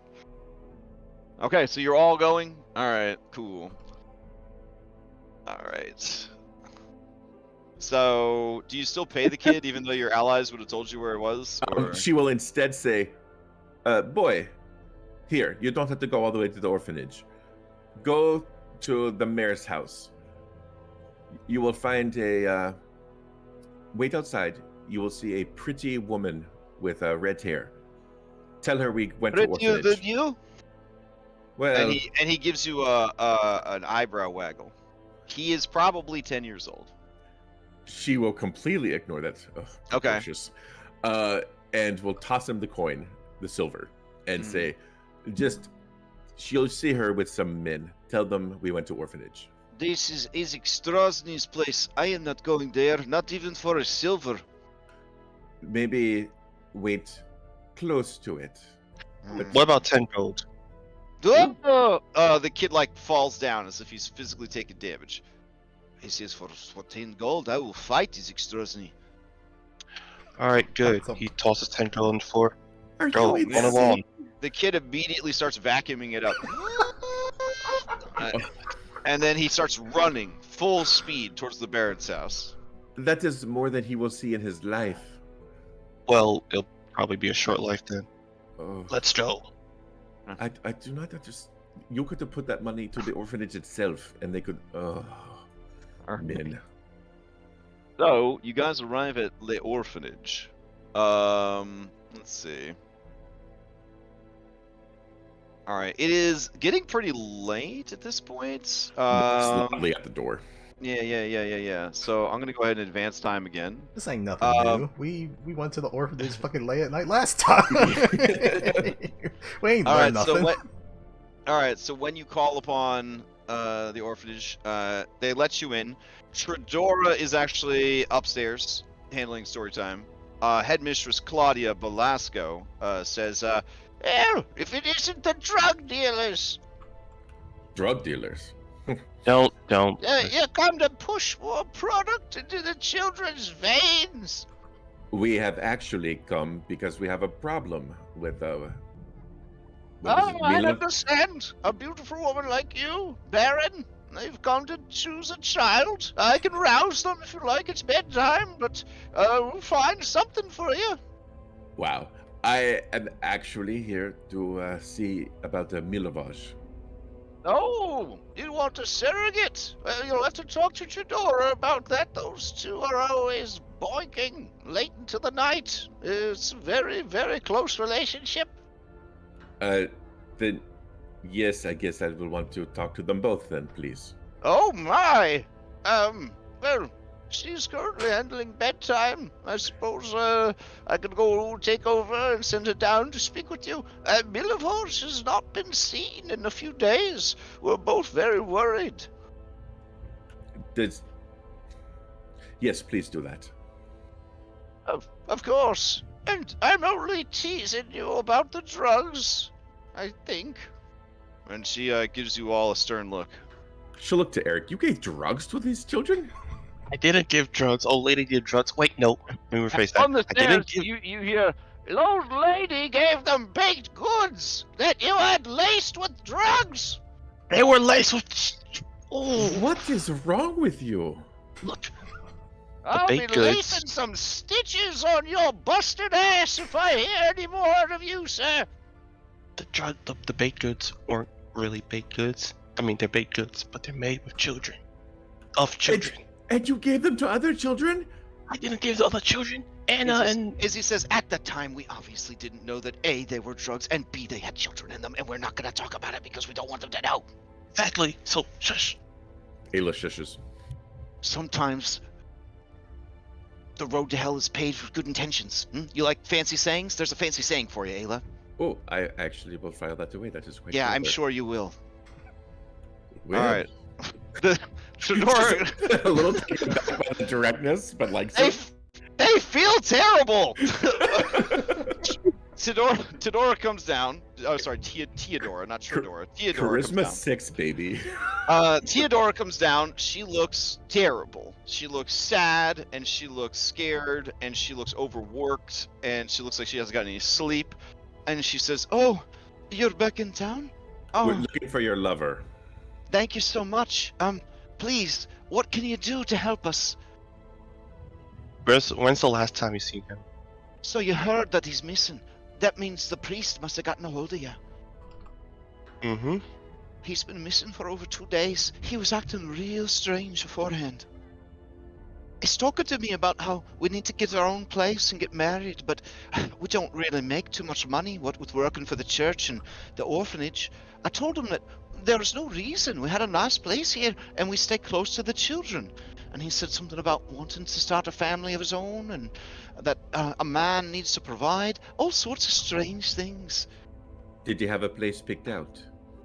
No, that's the thing. He just seemed suddenly obsessed with providing more than he did. I tried to comfort him and tell him I was happy with him and happy with our life, that we were given back to the place that gave us so much. And he was given to the morning Lord, his service, so that he could make the world a better place for others. And he said that don't put a roof over your heads, that even the priest sleeps on a wood pallet in the rafters of the church. And I said, but he's happy doing that because he's in the service of the Lord. It was very strange. And now he's missing, and I worry that he did something crazy. Do we sense this is genuine, or does this seem rehearsed? Give me an insight check. I mean, good call. Curse of Strahd. Eric will Yeah, probably Curse of Strahd. same thing. Okay. All right. I will. I'll roll a check here. Okay. Let's see.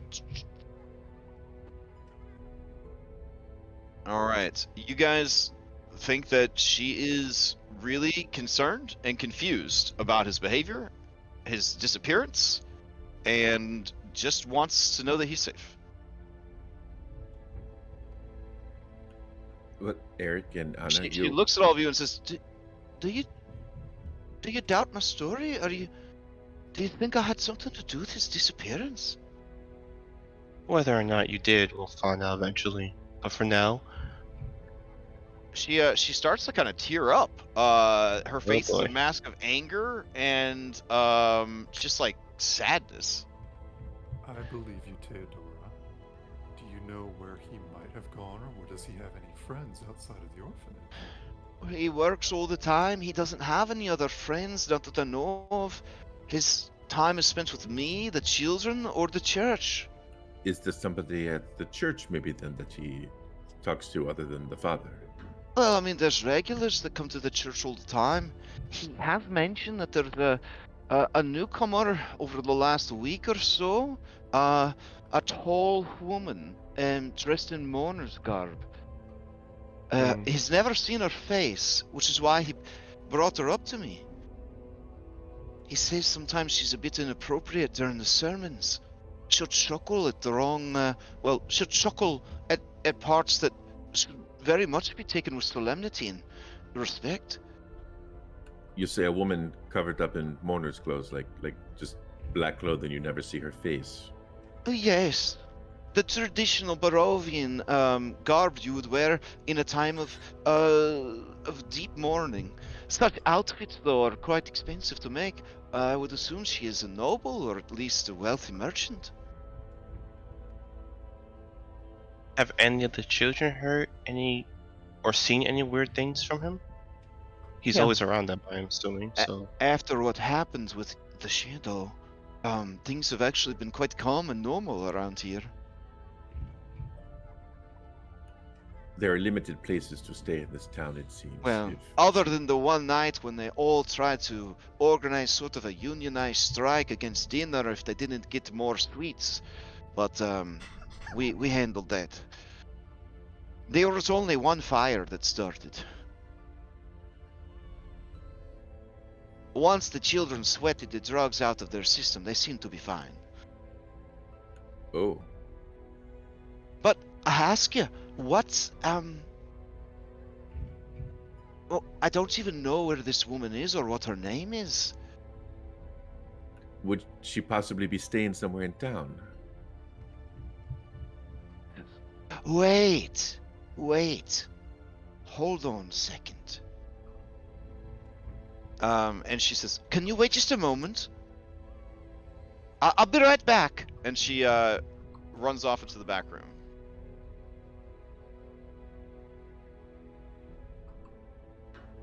Anna, you are quiet. Where is your mind at?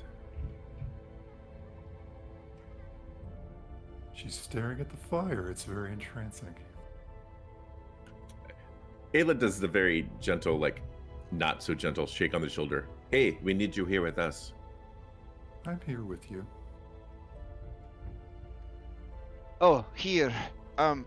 She comes back. She says, "I found this in his clothes. It is they're coffin nails. I thought it was strange that they were in his pants pocket. Oh, sorry, I'm like switching voices here. She says, I found these in his pants. I found it strange that he would have them on him. They look like nails for a coffin." Does the church have a grave? She's never been. Does the church have a graveyard? Oh yeah, oh yeah. Is Which would there any? oh Is there any place that sells coffins? she says yeah, yes. Henrik van der Voort is the local coffin maker. If we go there Oh. first, we can try and see if he's seen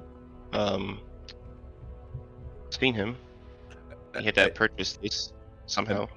That actually makes sense, because I suppose if a grave was dug up, the father would have mentioned that. Do the nails look used? No, they look fresh. Then it sounds like, Eric, like your theory has more weight than mine. All right, then we'll go see this coffin store. Okay. The owner would probably know a thing or two. Theodora, if by chance you have other callers after we leave, which I assume you would know them since they've all been here before, will you tell them we went to the coffin makers? He says, I will. Is there something I should be worried about? Air's about to open his mouth, but then shuts it. Ayla goes, Character "Mhm." growth. Mhm. All right. Okay. She says, "Thank you. If you see him, tell him that I love him for who he is. I don't need him to be anything more than that." All right. Also, by the way, if you see any old lady selling you like pies or whatever, don't accept it. You guys already gave her that warning. I know. I Because just I want to reiterate. It's very important. Understood. We've been keeping an eye out for such a thing. There's just a local bakery, and that's it. Okay. Okay. Well, girls, I'm sorry about your girls' night, but I guess we're doing this. Well, still an interesting night. Just less drinking. All right, and then like the movie Clue, we rush all the way across town for the conversation that's happening simultaneously outside the Baron's house.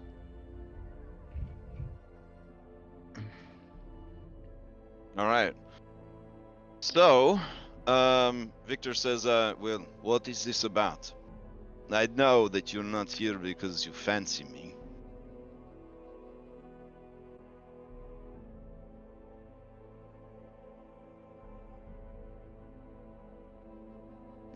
I see. You pull me away from my studies, force me to deal with my mother, and then you give me the silent treatment. Okay. And Victor Valakovich begins to walk back inside his house. Am I supposed to talk for Yeah, Irene?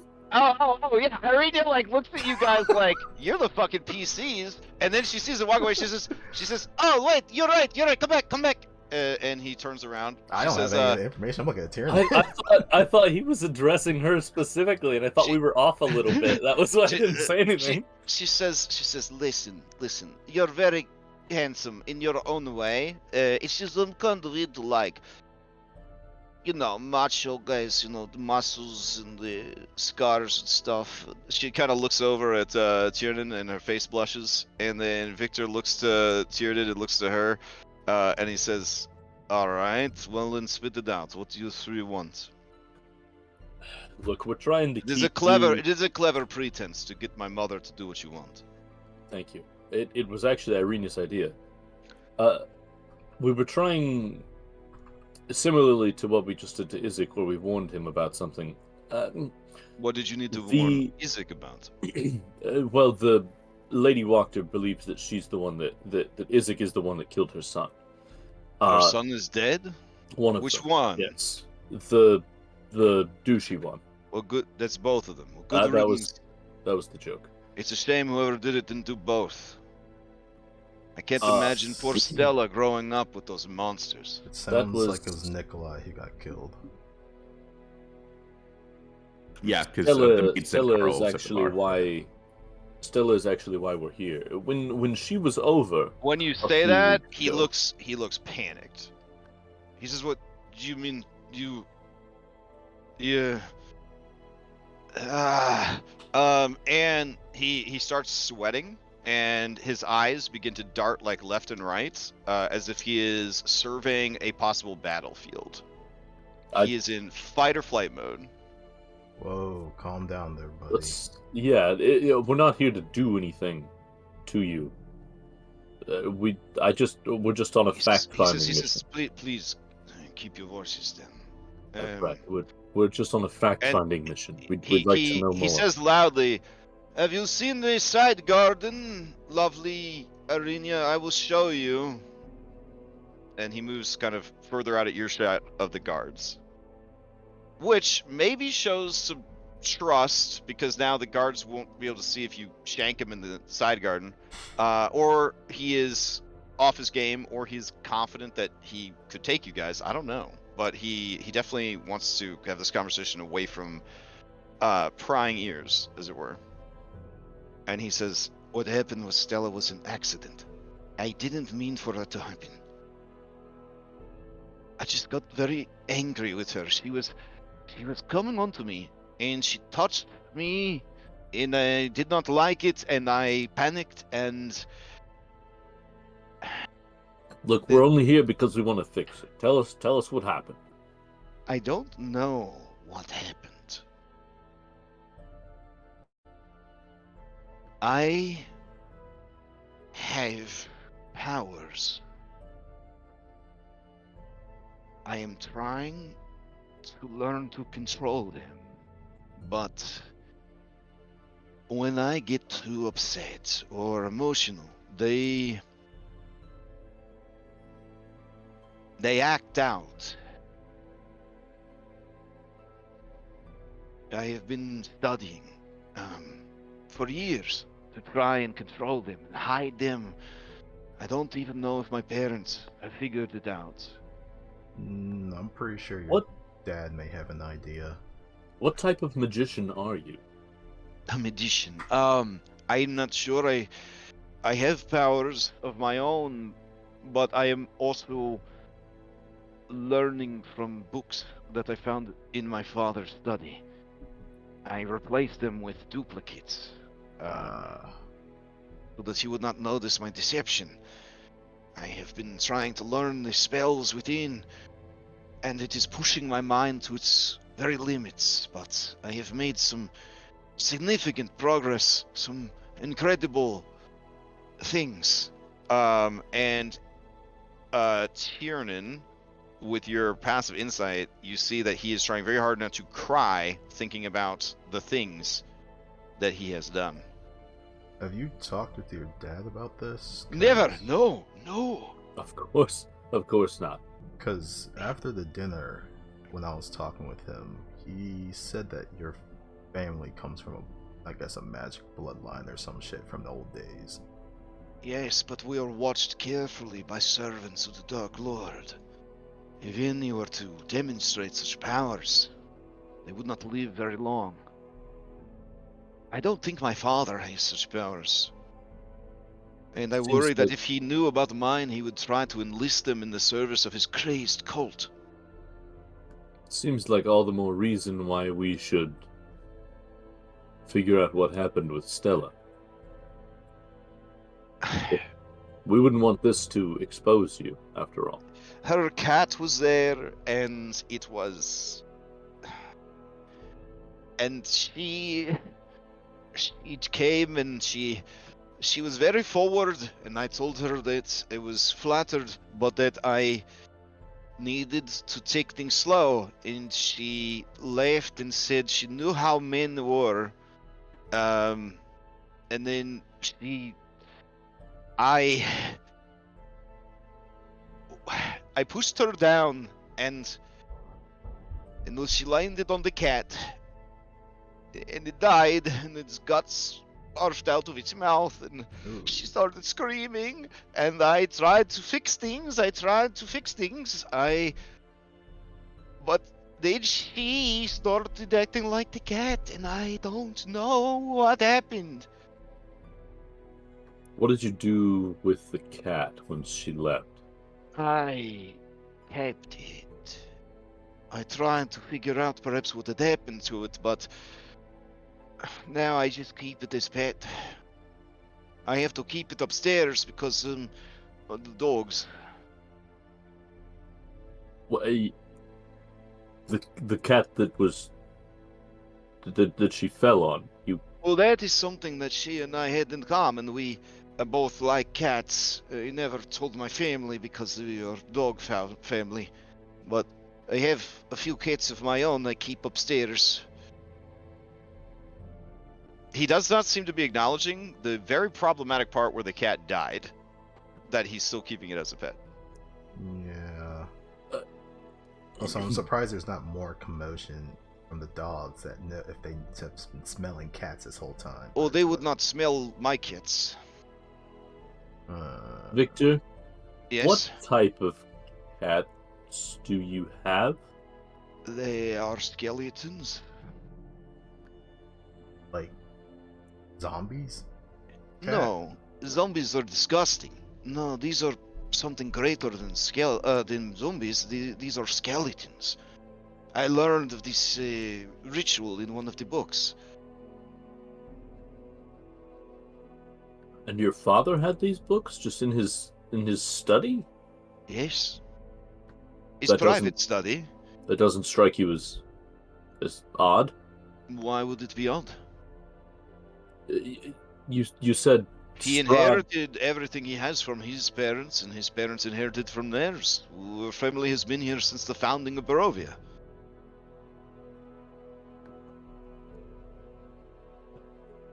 I mean, that checks out. Baron did mention that they, I think, helped Strahd conquer the land a long time ago. Mm-hmm. When I looked at Stella, she had a sort of enchantment upon her. Do you know if there's anything you could do to? I have been trying to Get find rid a of it. solution, but there is something called a greater restoration. I am unable to cast these magics. The only person I can think of that could do such a thing is the Abbey. And he looks at Irene and smiles. The abbot of Saint Macrovia. Holy shit, she's actually right about something. All of you people and this abbot, it comes up literally everywhere There is we go. no Does. being in Barovia who is rumored to be more connected to the divine than the abbot. In fact, none even remember his name, for he has held the position for so long. But people also say, or at least what we just heard, he's also gone insane. Well, In my studies, I have learned that that is one of the potential pitfalls of living too long. Eventually, your grasp of time and reality, it starts to come unraveled. Morality, mortality, it all fades away.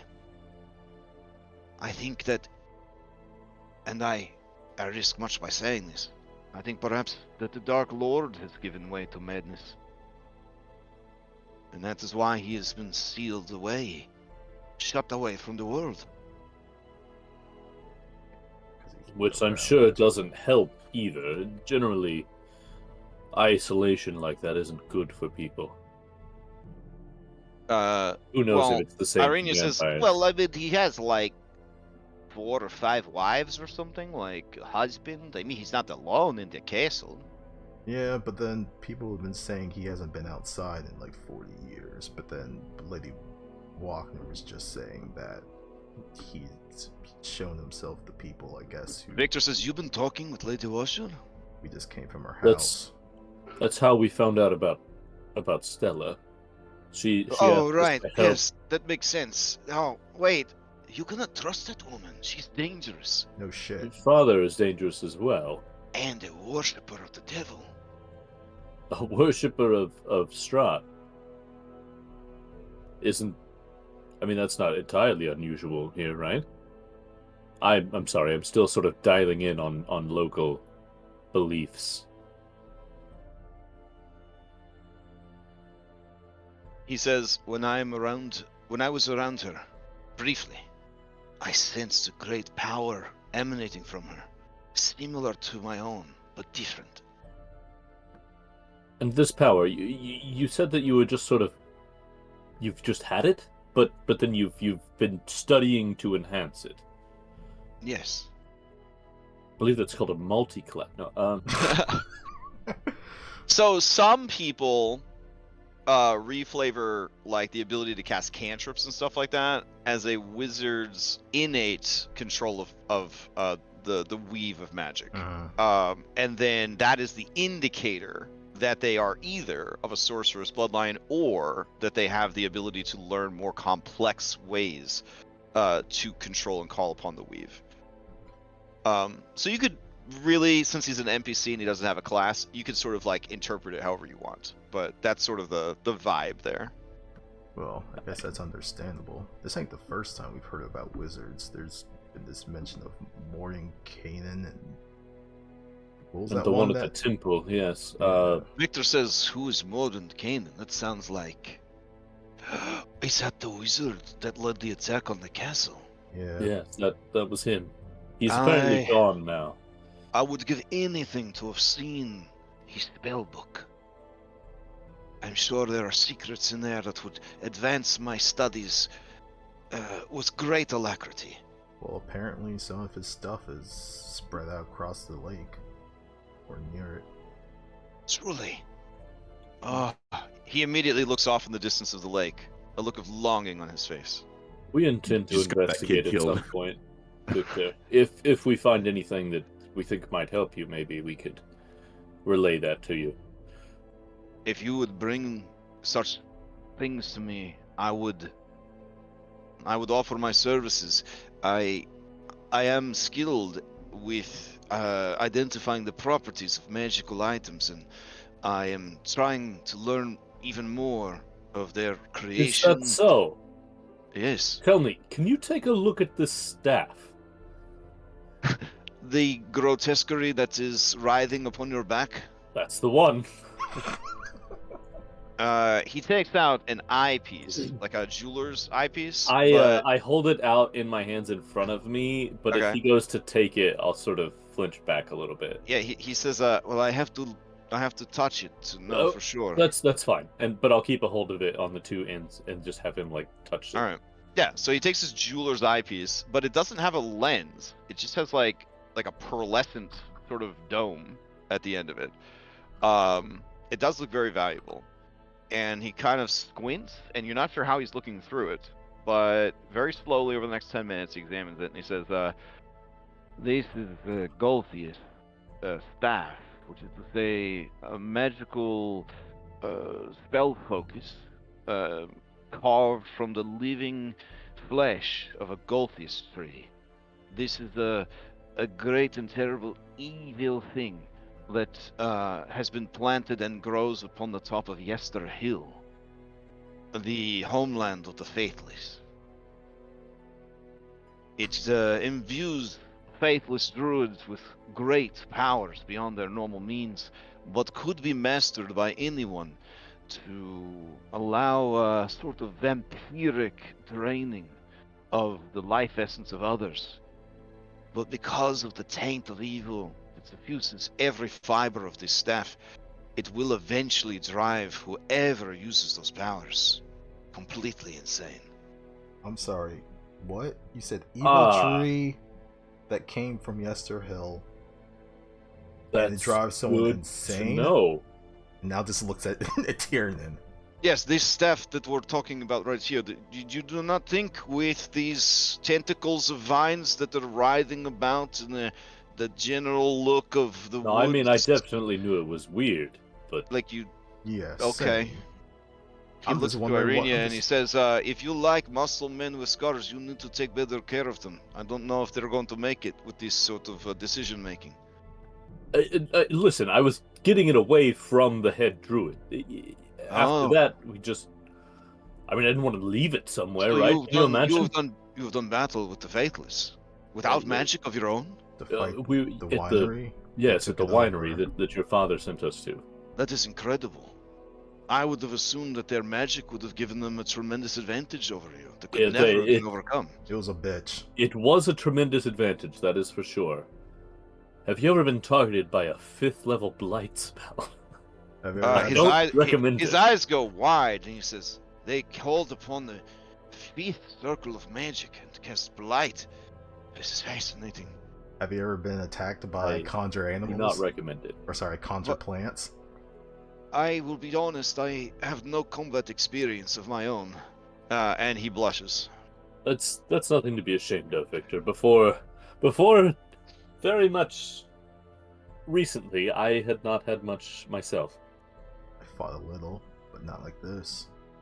Not for my life.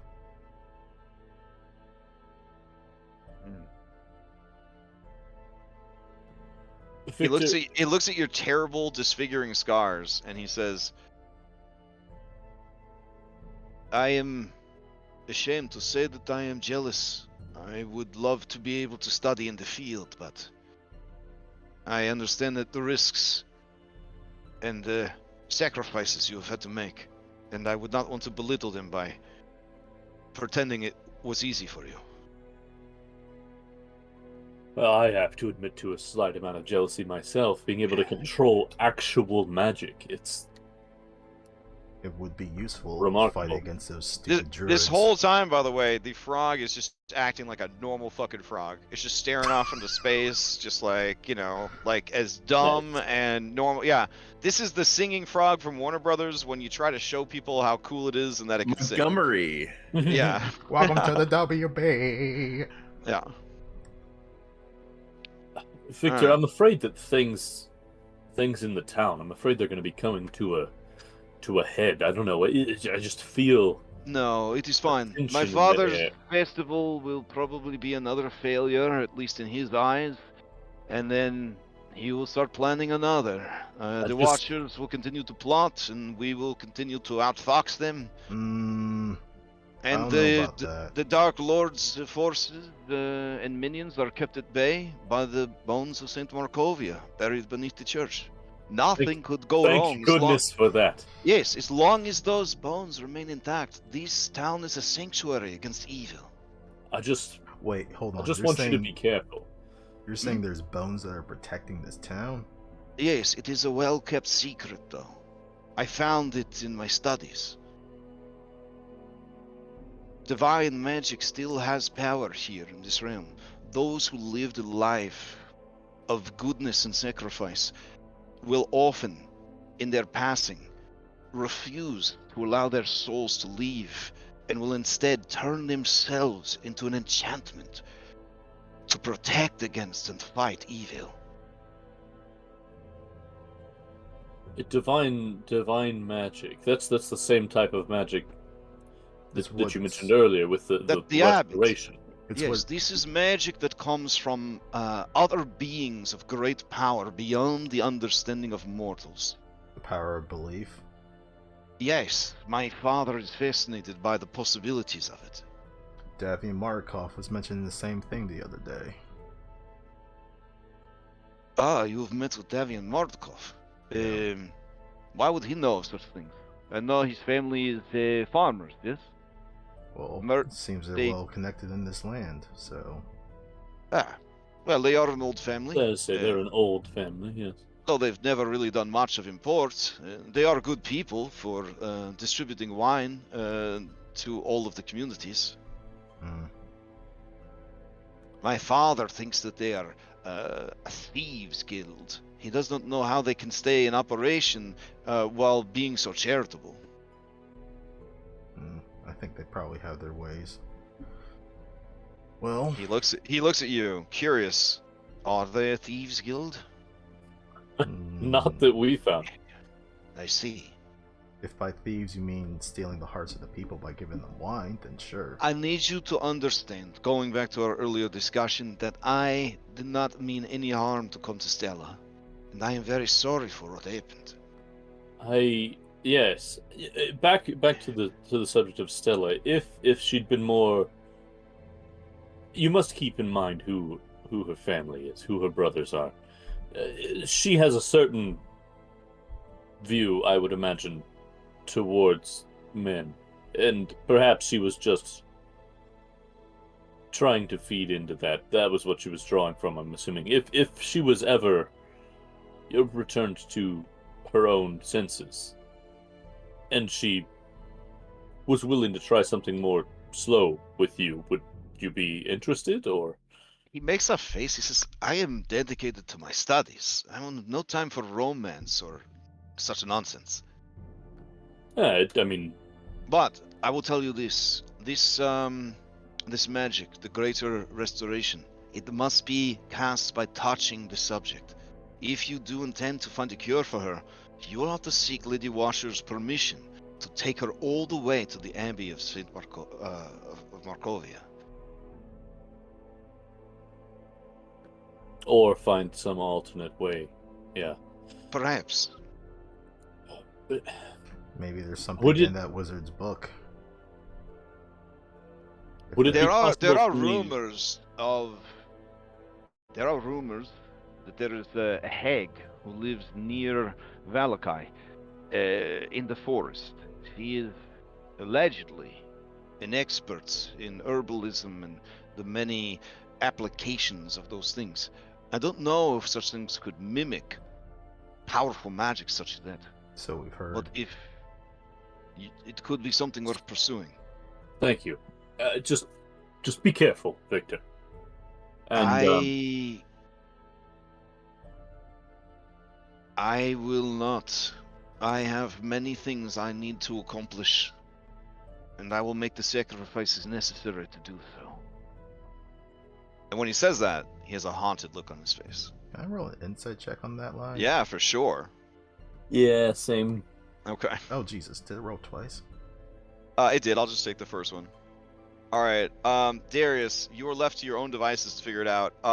Tiernan, you get the sense that he regrets deeply some of the shit that he's done that was definitely bad shit. But not the same bad shit as accidentally cursing Stella. Well, I guess with my insight check, I'm not sure of the Mhm. result, but does it Yeah. seem like he is reckless in what he's trying to do? Or... Yes, he definitely comes across as mad. He has mad scientist vibes. Okay. He definitely has mad scientist vibes. From all the media that you guys have probably consumed in your life, he definitely has mad scientist vibes. Sort of like the guy his art is borrowed from. Another Victor who makes bad decisions when it comes to magic. It's like the dude from Reanimator. Yeah. Yeah, I mean, if you haven't seen Netflix Arcane, good shit. You should definitely watch it. There's a Victor there that's having some very bad problems of his own. Yeah. Okay. He says, if you have nothing else for me, Just quickly before we leave, would it be possible for me to see your cats? Just for a moment. Ooh, he's gonna need a persuasion roll for sure. That's his inner sanctum. You got any inspiration? Nope.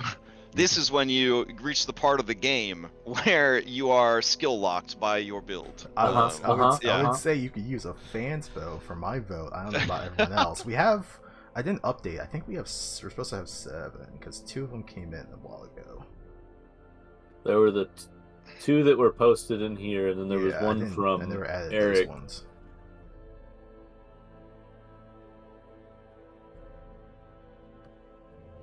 I know. I give my vote. You can use the fan's vote.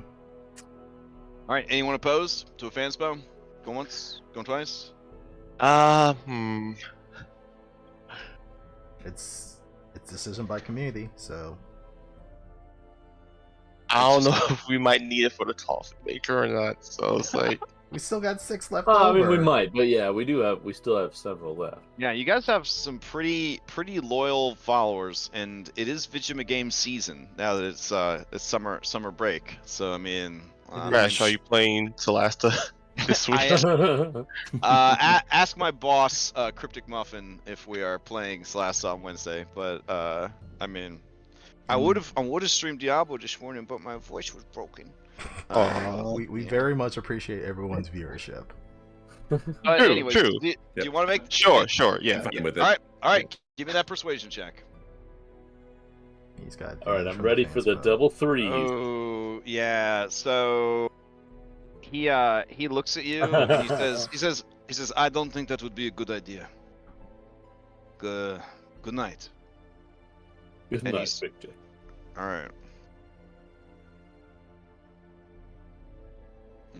Okay. When we were getting the tour of the house, and Mhm. when we were talking to Mom and Dad the first time, do we know which room is Victor's room? Victor, as you heard during small talk at dinner, moved all of his things out of his very nice room into the attic, and he converted the attic into his quote-unquote study. Yeah, And I think it's does a the comment attic- on that. Does the attic have an attic window? Does the attic have a window? Like those windows right there? Those windows right there? Yeah, it does have a. Yep. So there are guards by the back door. Are there any? There's because no of all guards because of all the on the missing side? because of all the missing staff, he keeps 2 guards at the front door, 2 guards at the back door, 24/7. All right, and it's like nighttime, right? Oh yes. Okay. Yeah. It's definitely getting on to almost 9 o'clock at night. All right. I want to try to climb up the side of the building onto the roof. Oh shit. Okay, so the decision between you and Darius is to stay here and try to climb up. All right. So we're gonna go back and see what's happening with the other group. Well, I thought a kid was supposed to come over and be like, Mister. Yeah, but the kid hasn't seen you guys leave yet, so Yeah. I mean, Yeah, because he's waiting outside the front. Yeah, everything's happening concurrently. Everything's happening concurrently. All right. Okay, so you guys are heading towards where are you going, Ayla? It seems like you are kind of we're taking going- the lead here. She backed Eric's idea to go to the coffin shop. Oh, okay. Let's see. It beats digging around graves. So I mean, I don't mind digging around graves, but this seems like a faster approach. yeah, if there was a hint of dirt on the nails, she probably would have, backed her plan. But Anna, you've been quiet for a while. You good? Everything's fine, Eric.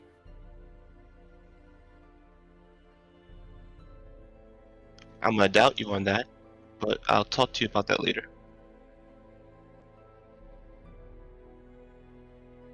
All right. Let's see. so Mackenzie and Izzy, the Vasily seemed awfully charming. Did you not? Oh, sorry. Who did you say direct that to? Both the girls. Oh, okay. I mean, they both kind of blush a little bit, and then Izzy says, I mean, he's got a good voice. I mean, I don't know. He kind of tries to hide that kind of Valley of Barovia accent with sort of like I don't know, like, you know when British guys and Australian guys try to sound American for Marvel movies? Kind of like has that, I don't know, I really like it. And Mackenzie just says, I mean, guy looks good. Like, he's a good looking guy. He's a gentleman, you know? And those blue jeans, they fit. You'll hear a laugh from Erode. I'd be careful saying that. It might make Darius jealous. She laughs and she says, Darius doesn't. Yeah, he's not interested. Is there something?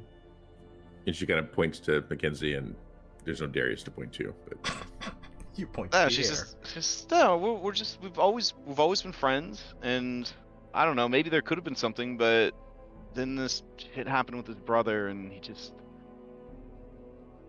Oh, I don't know. It sounds crazy to say this, but this place, this hellish, terrible fucking place that's been breaking and killing people. It's like healing him. It's kind of crazy because I signed us up for this, you know, this retreat because I was hoping that someone could get through to him, you know? And then I mean, he's never talked this much, not since his brother died.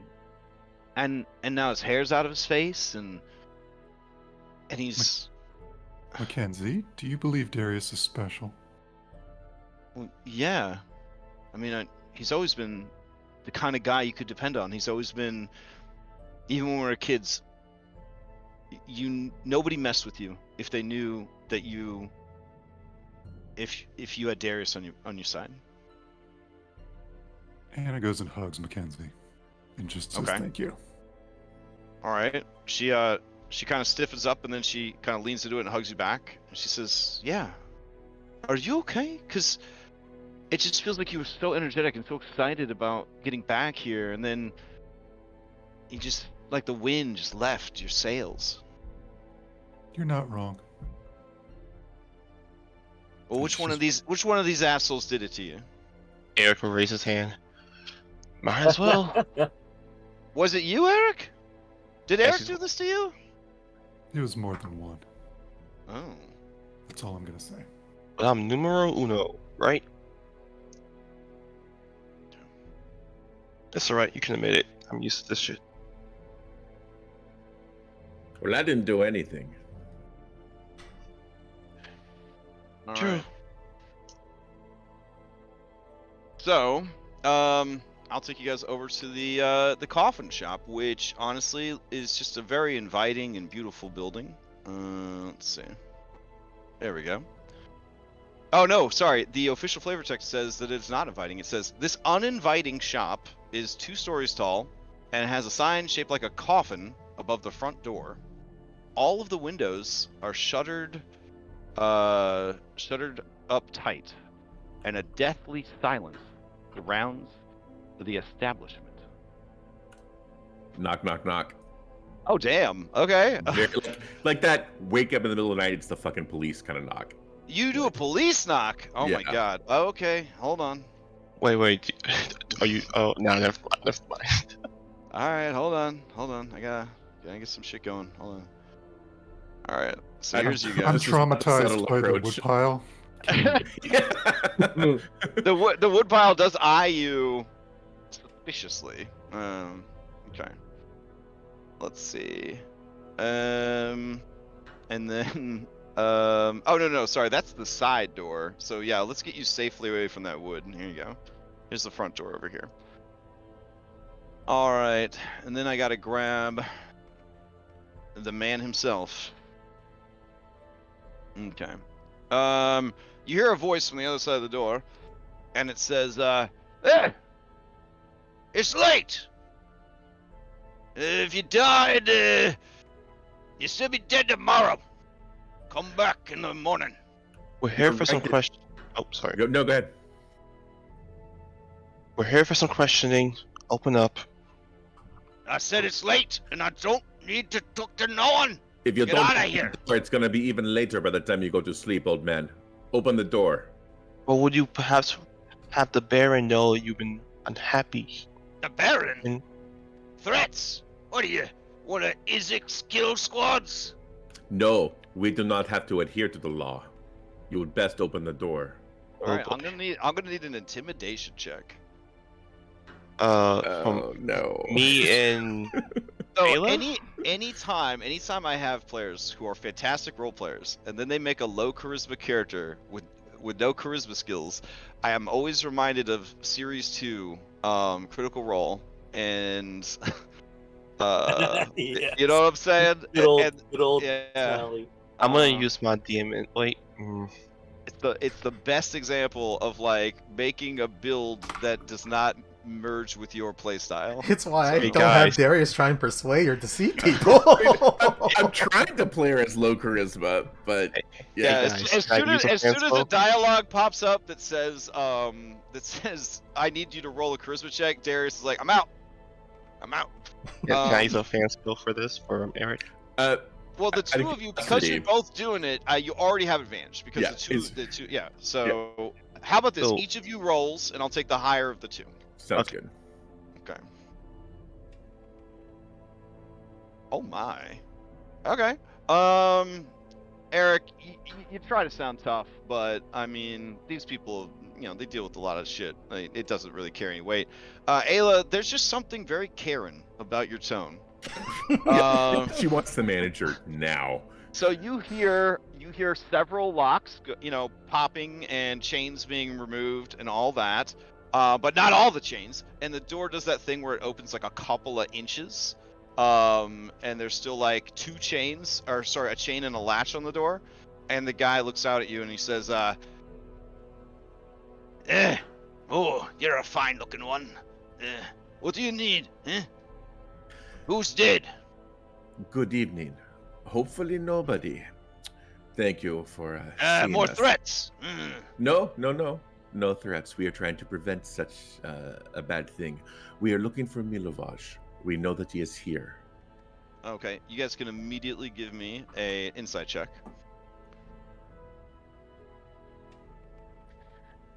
Can I use a fan? No, never mind. It's not worth it. Okay. Oh wow. All right.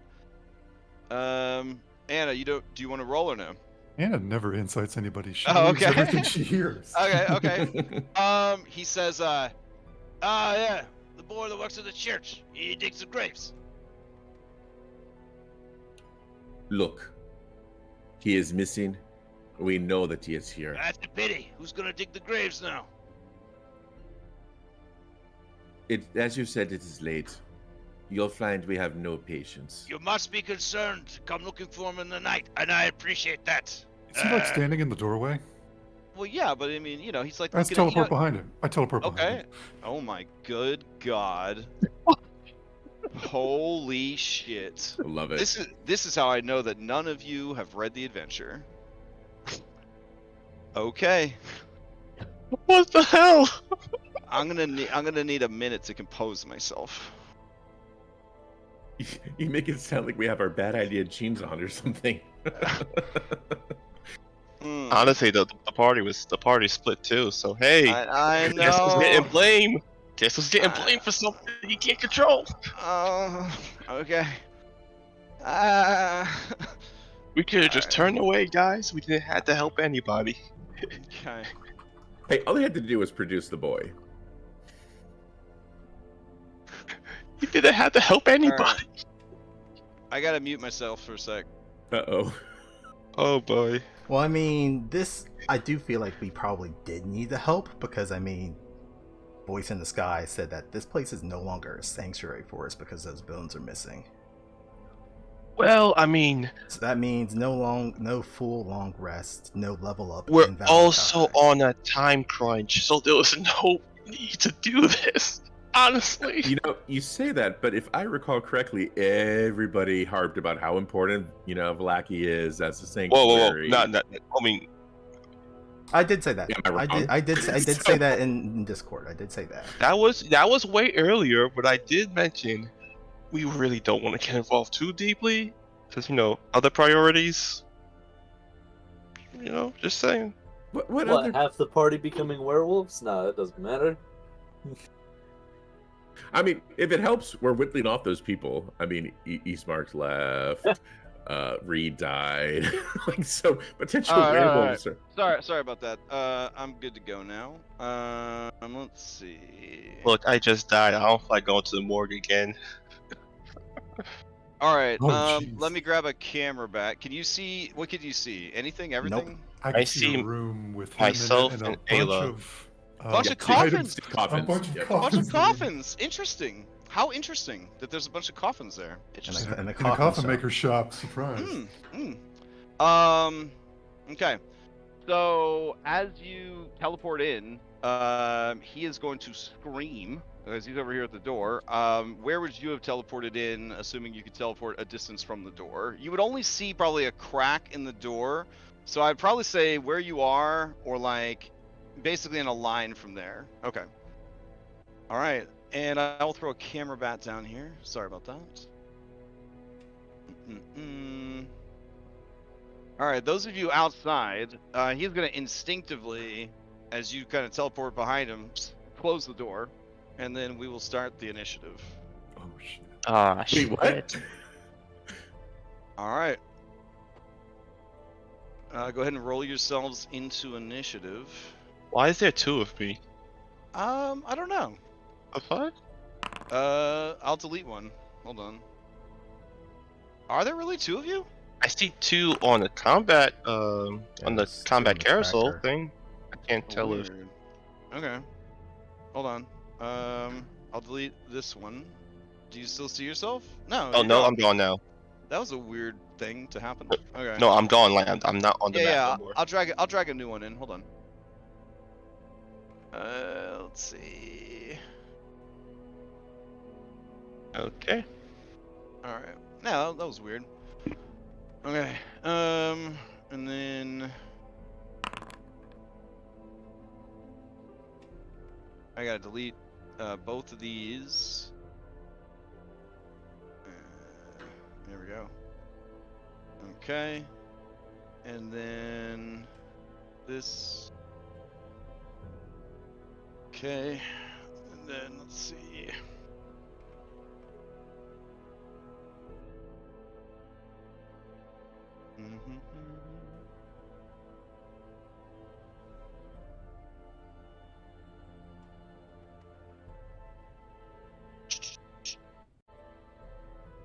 Roll a couple of dice real quick.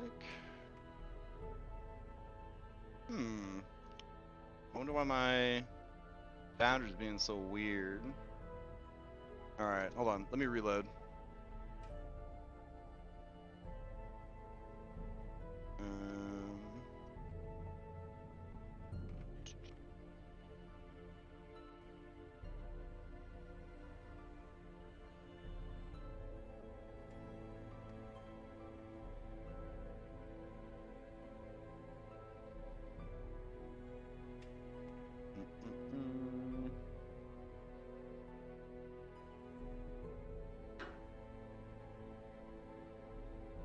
The more I think about it. Or we could head over across town and see what the other people are up to. That might be fun. I'm okay with that. Are you sure?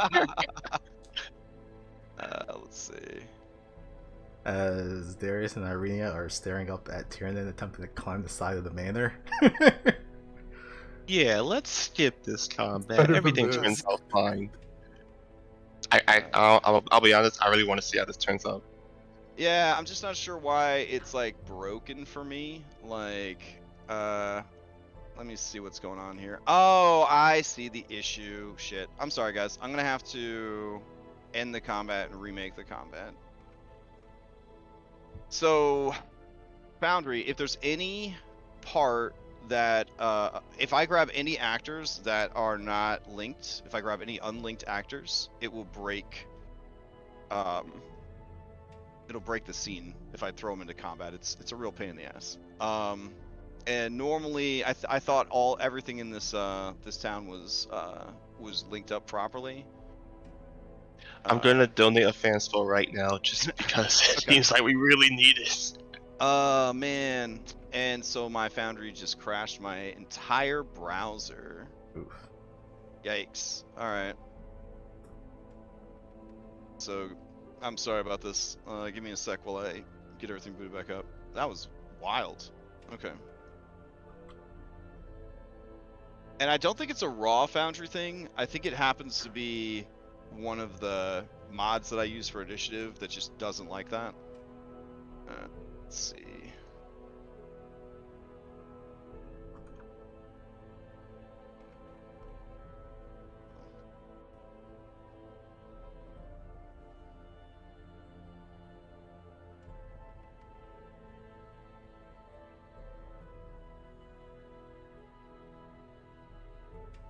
So add 1 to the fan spell bot. I already did. Let's. I already Okay. did. Alright, so looks like the combat scene is broken again. Let's see. Alright. Ah, it's you. You're who caused this to happen. Alright, hold on. Okay. So Gibby, you got a new character? I actually Alright. do already have a backup. Alright, so let me try again. Apologies for that technical issue. Oh no, it's completely fine. Alright. Yeah, it's just a weird hang-up that started with Foundry 10. Was they wouldn't roll unlinked actors into initiative. It would just break fucking everything.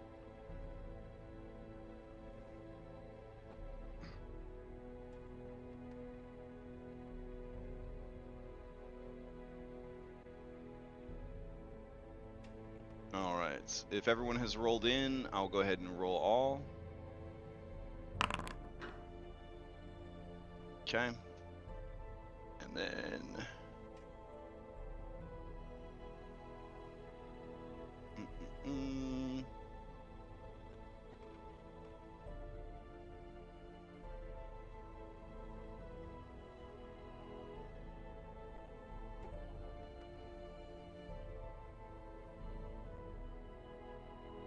that's weird.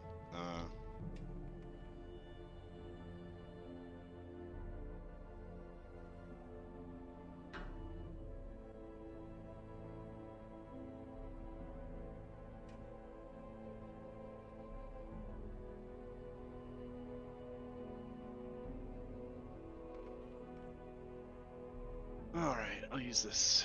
That'll work. Just to get things moving. Yeah, my Edge browser crashed so hard from that it like logged me out of my fucking accounts. Like, Oh my god. yeah, that's part of the delay of getting back here. I was trying to get to my playlists and stuff like that. Anyways, all right. Ayla, you've won the initiative. For some reason, you feel that this is something bad is happening. Yeah. I will go up to the door and use my thieves' tools to try to open it. Okay.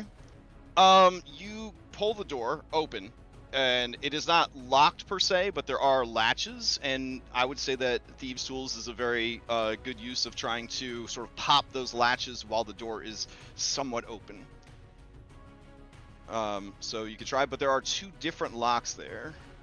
All right. I will switch that to private, sorry, but... Oh, no worries. But yeah, you do pop one of the latches, but there's still a second latch keeping the door from opening all the way. And I of course can't do a bonus. As described in the roleplay scene we were just in. Does yes. Fast Hands allow me to do that as a bonus? Let me check Fast Hands. What does it do? It allows you another item interaction, but I don't know. So it does say slide a hand check, or use your thieves' tools to disarm There a you trap or go. open a lock. There we go. So I'll use my Real talk, is this the Yes. first time anyone has ever seen fast hands used to do 2 lockpicks in the same turn? I mean, I think Yes. so. I Yeah. think that, Yeah, okay. All right, yeah, you pop the second lock and the door is open. Okay, I will.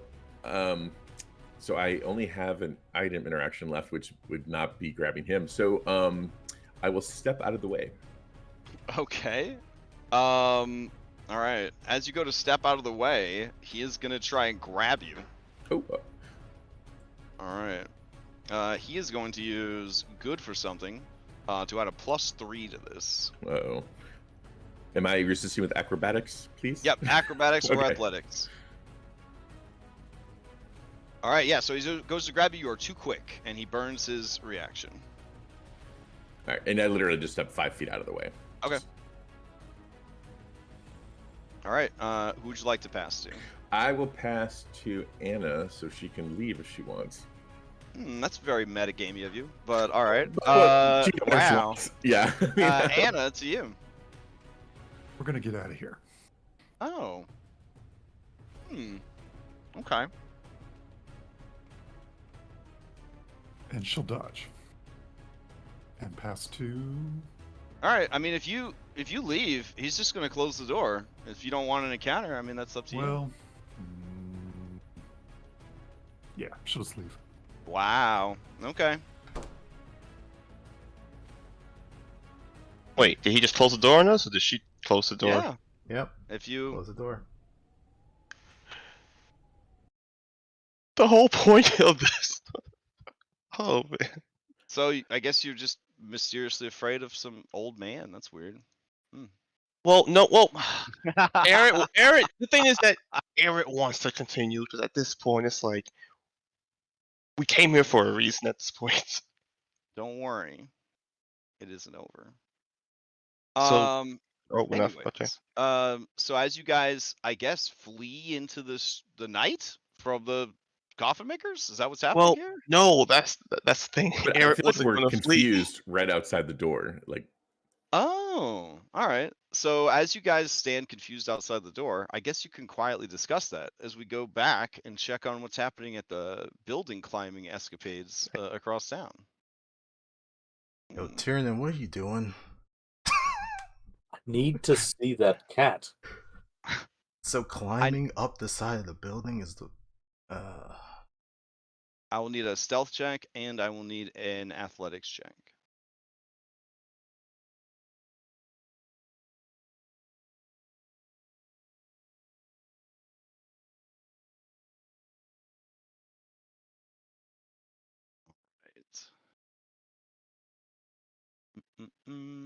Let's see.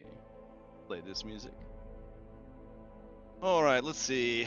You are stealthy enough, but with an 11, you're not having a good time trying to find purchase to sort of climb the side of this building. There's, I guess there's like kind of a vine troll situation. You could probably make it work, in that part of the house, and you're trying to climb up to the roof. So I want to go. Yeah, I want to climb up to the roof on the side there, and then Do crawl you need- over to the edge of the roof and try to look down through the attic window. You need a boost.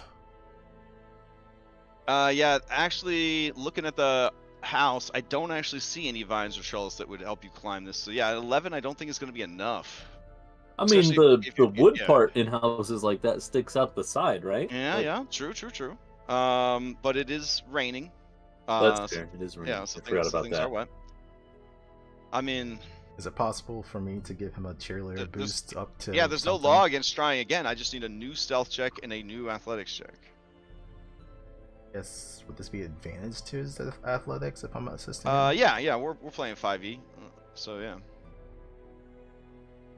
Okay. All right. Irenia goes to the corner of the house and is just standing there, but trying to sort of be a distraction to the guards. With a 15, you are able to scamper up to the roof.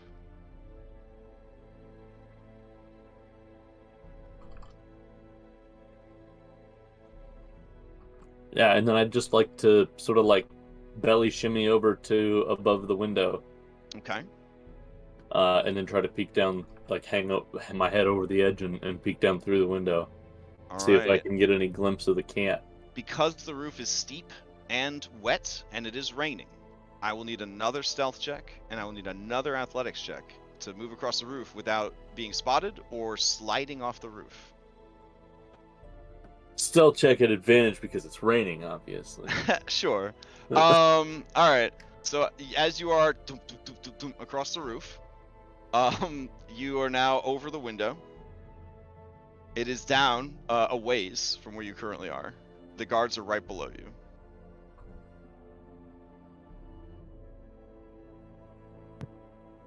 I mean, yeah, first thing I want to get lucky and see if the cat is laying on the windowsill like cats like to do.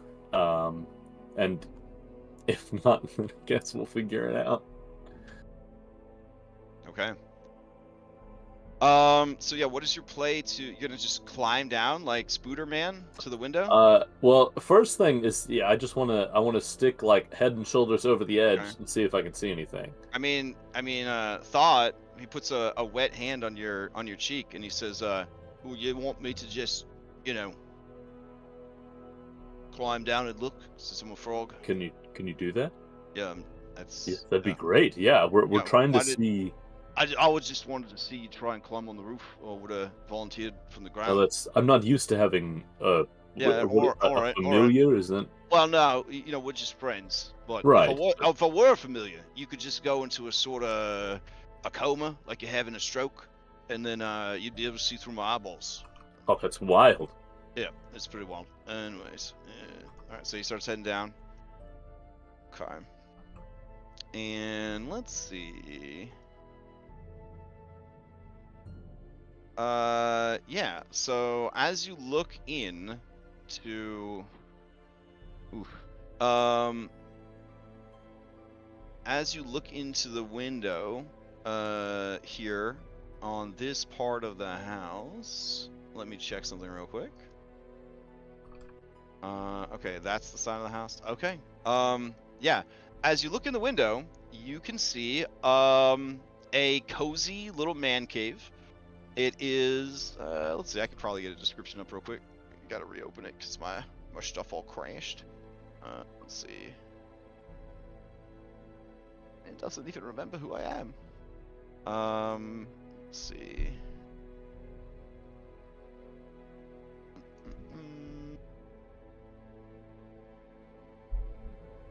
That was like the hardest crash I've had in a while on my browser.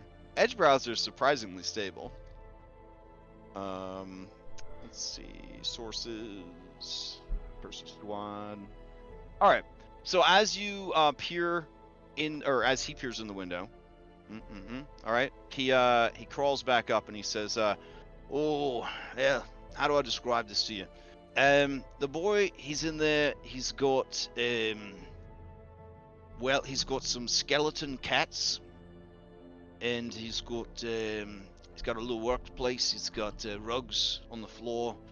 There's some fake children sort of arranged in the corner. He's diligently working hard at a desk. He's reading a book, writing some stuff. I've seen this sort of behavior all the time from my master." Fake children? That's what it looked like, yeah. Like little mannequins of kids.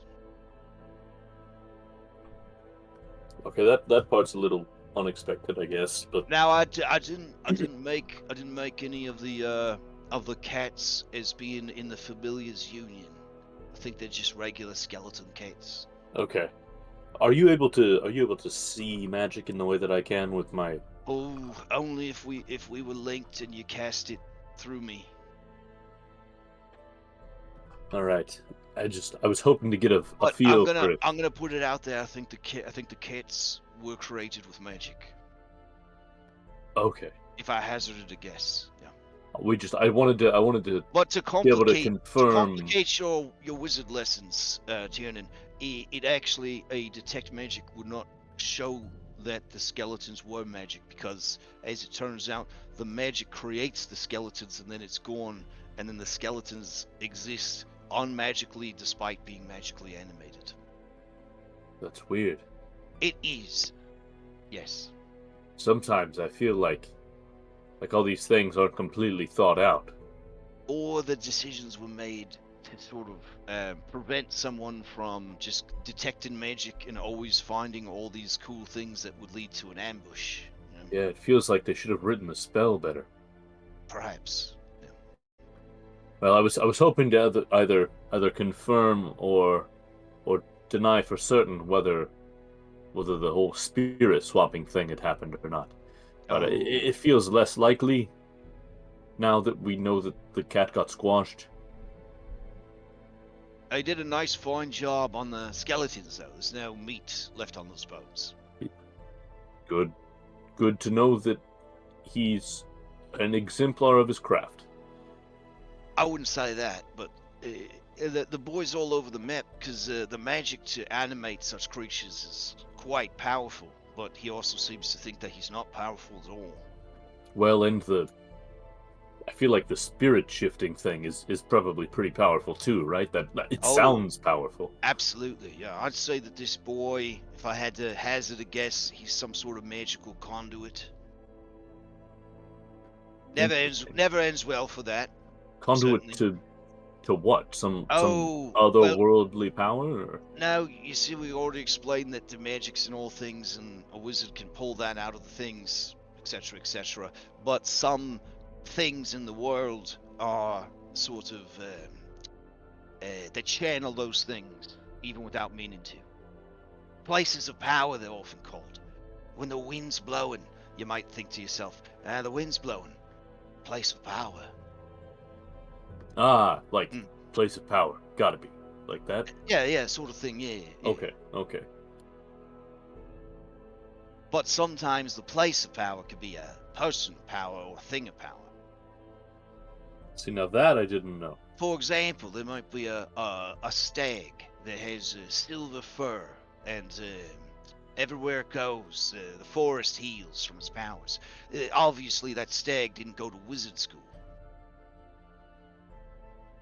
It just makes magic.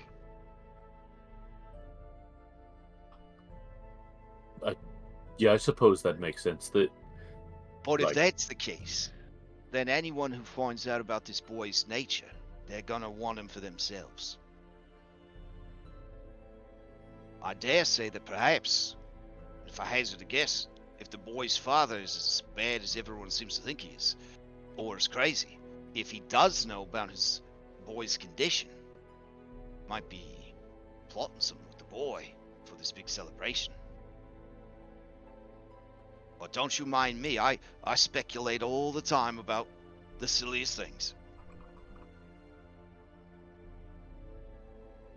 And he gives you a pat on the cheek. He says, this boy's problems, they can't be our problems, eh? We got work to do. I mean, he could be useful, though, right? Oh, yeah.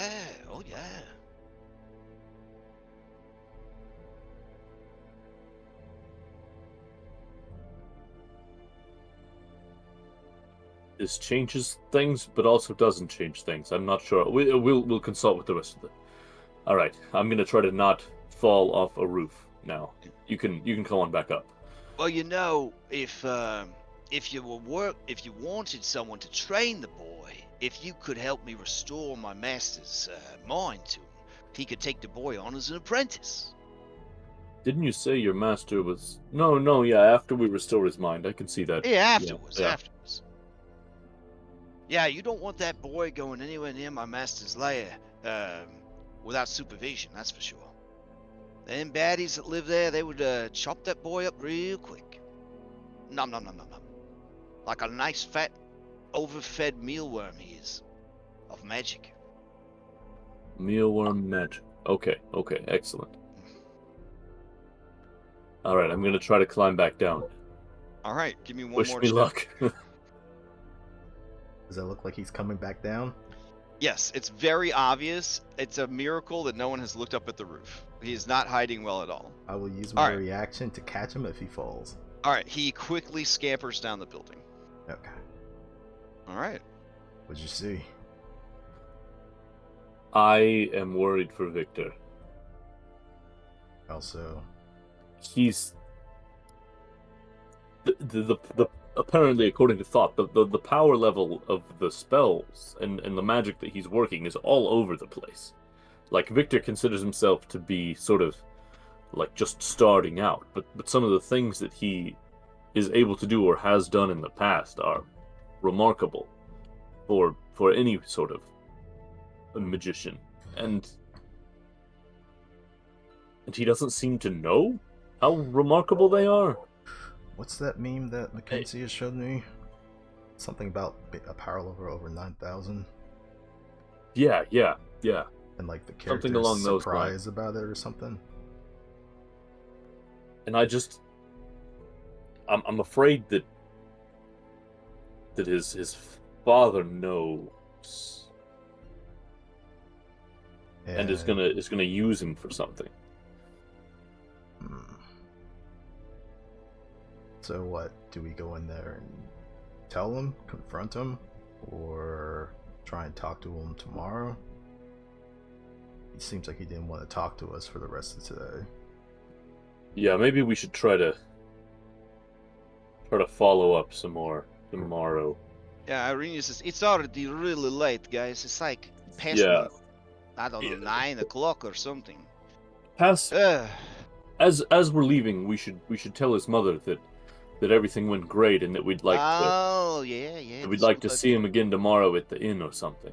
Okay, then, after we do that, we catch up with our fellows. They went to the inn for some drinking and some food. We maybe cut loose, have a nice evening. Nothing bad has to happen tonight, eh? Absolutely. Sounds That's good. Absolutely. Great Hey, plan. let's high fives. And the 4 of you high five each other. Oh, Ismark's there. Okay. I was about to. No, Oh, fuck. thought. I was gonna ask, like, Fucking rude. Oh my god. he just joined our Wow. group last session. It's gonna take a minute. He's also a little small. It's not, you know. Didn't give the frog a second thought. No. Oh, Nah. wow. Damn you, Gibby. Oh, wow. Damn you.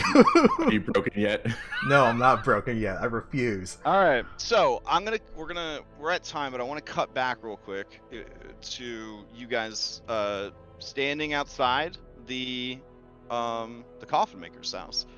Yeah, as soon as he was able, he slammed that door shut, and you heard all of the stuff getting bolted back up. Look, we know you're scared. You don't have to go grabbing people, but please help us.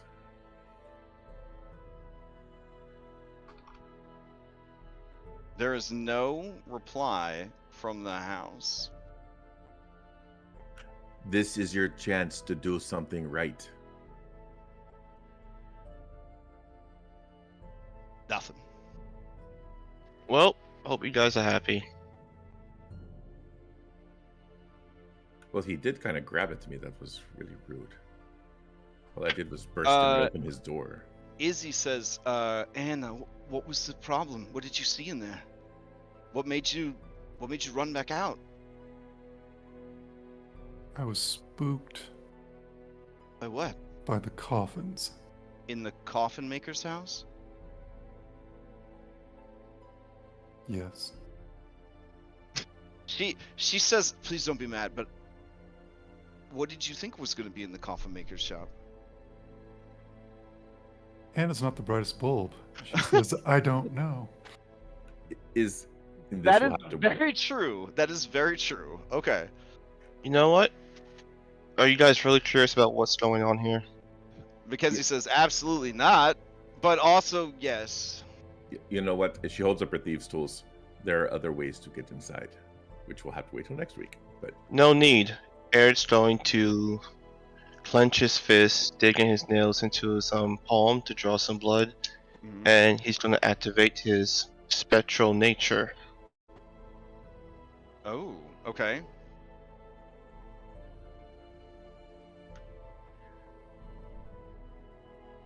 Alright. Spectral state, which lasts until the end of your current turn, so 6 seconds. While in the Yep. state, your resistance to all bludgeoning, blah blah blah. You can move through solid objects and creatures as if they were difficult terrain. and you end your turn inside a creature or object, you take 1d10 force damage, blah, blah, blah. All right, so 6 seconds. Tell me real quick. I'm counting on my fingers. What do you do? He's Where do you walking go? through the door. If Alright. you can unlock the door, you can. And scene. Yeah. If We'll you can find out open- next week. Ah! Well, I wish combat had ended. Would have been easier. Okay. So we will find out what happens next week, I guess. Oof. Okay. So quick announcements. Tonight we got Mythic Odyssey. There will probably not be any prep stream because I'll be resting up voice. But that's gonna be at 8. Tomorrow night, there is going to be the finale, 95% likely, of Odyssey Prime. I want to do some last minute prep because it's a fucking finale. Be nice to kind of like walk in there knowing what I'm doing. But tomorrow's a tremendously busy day for me, so I don't know if I will be able to do a prep stream or not. But I am nervous and sad and excited and relieved and feel like I'm gonna shit my pants and throw up at the same time. Hold And back on cry, mixed but also feelings. laugh. Yeah, because it's it's been 3 years, and it's a pretty long time. Levels 3 to 20, with the same group, and for the most part, because it's a very character-driven story, the same characters. There have been some temporary losses, and there have been some permanent losses, and there have been losses that are far worse than death. But we are here, and it's gonna end.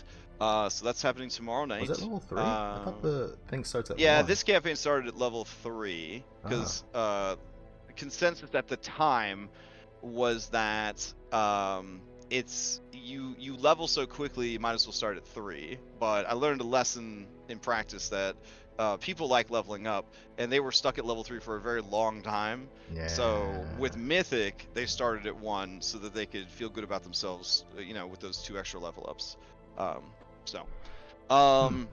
Anyways, the following Monday, we're all going to meet up, and instead of having a game, we're just going to talk about the campaign, and people are welcome to join us in chat on Twitch to sort of ask questions about the campaign, and we'll talk about stuff, and they'll get big spoiler reveals of things that could have happened and might have happened, and the raw, and then the raw that could have been, and so on and so forth. Tuesday night, Pathfinder Abomination Vaults continues, as does Cyberpunk Red. Wednesday night, we'll be playing a video game. I don't know which video game it's going to be, but we'll play a video game on Wednesday night. Thursday, Curse of Strahd Nightfall. They're in a very different place, doing very different things, for sure, than you guys are right now. Friday, we're going to have a quick vodcast talking about all the amazing games that have been coming out lately and how they may or may not be influencing the way we want to run and design games moving forward. Saturday morning will be Red Hand of Doom. They're in, I want to say, the final 5 sessions, as it were. They're starting to get a little too mythic for my liking, so I'm probably going to slap them with a meta timer. So I'm going to give them 5 more sessions to finish the campaign. If they don't finish the campaign in 5 sessions, it'll be the first campaign that I've ever just like, well, y'all canceled. So hopefully that doesn't happen. It almost happened to Skull and Shackles, but whatever.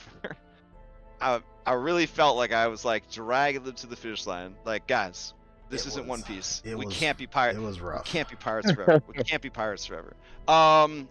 Saturday night, I think we're gonna be playing some Solasta? ? I don't know for sure. And then Sunday morning we'll be back here. So, anybody have any announcements before we adjourn? Hope your voice feels better. Thank you. Yeah. Yeah, Oh, feel I'll better, also man. be making an announcement this week for the Alkenstar games. I ran the one shot last night. My big takeaway from it is I still have more mod settings I need to work on and quality of life mods I need to find. And I also just need to learn more about the rules. It felt bad to not be as knowledgeable with the rules as I am, or at least as I feel. Some have said that I don't know how to play 5th edition D&D. Those people may or may not be in this group. I don't know for sure. But I want to make sure that I know a bit more about the rules before I get started in August. So hopefully that works out. yeah, so I'll make those announcements this Monday or Tuesday, I think. So, and that's it. I don't know. Hope everyone I was enjoys the rest listening. of I their was Sunday. listening to it last night, and it sounded like it was pretty fun. It was very fun. It was a good one shot. It was a very good one shot. Very well done. I thought it would take about 3 to 4 hours. It took 3.5 hours, and there was a little bit of opportunity for role play, and mostly, a couple of combats, and then some decisions about how best to proceed, and a lot of different ways to proceed, which was kind of nice. And nice. rewards for proceeding in those different directions. A nice Yeah. boss fight at the end. Yeah, it was good. It was good. All right. Well, hope everybody enjoys the rest of their Sunday. If you have any questions, any concerns, just hit me up on Discord. All right. Thanks for running. All right. Night. And thanks everyone Or for tuning in. day. Time. Thanks for watching. Catch you later.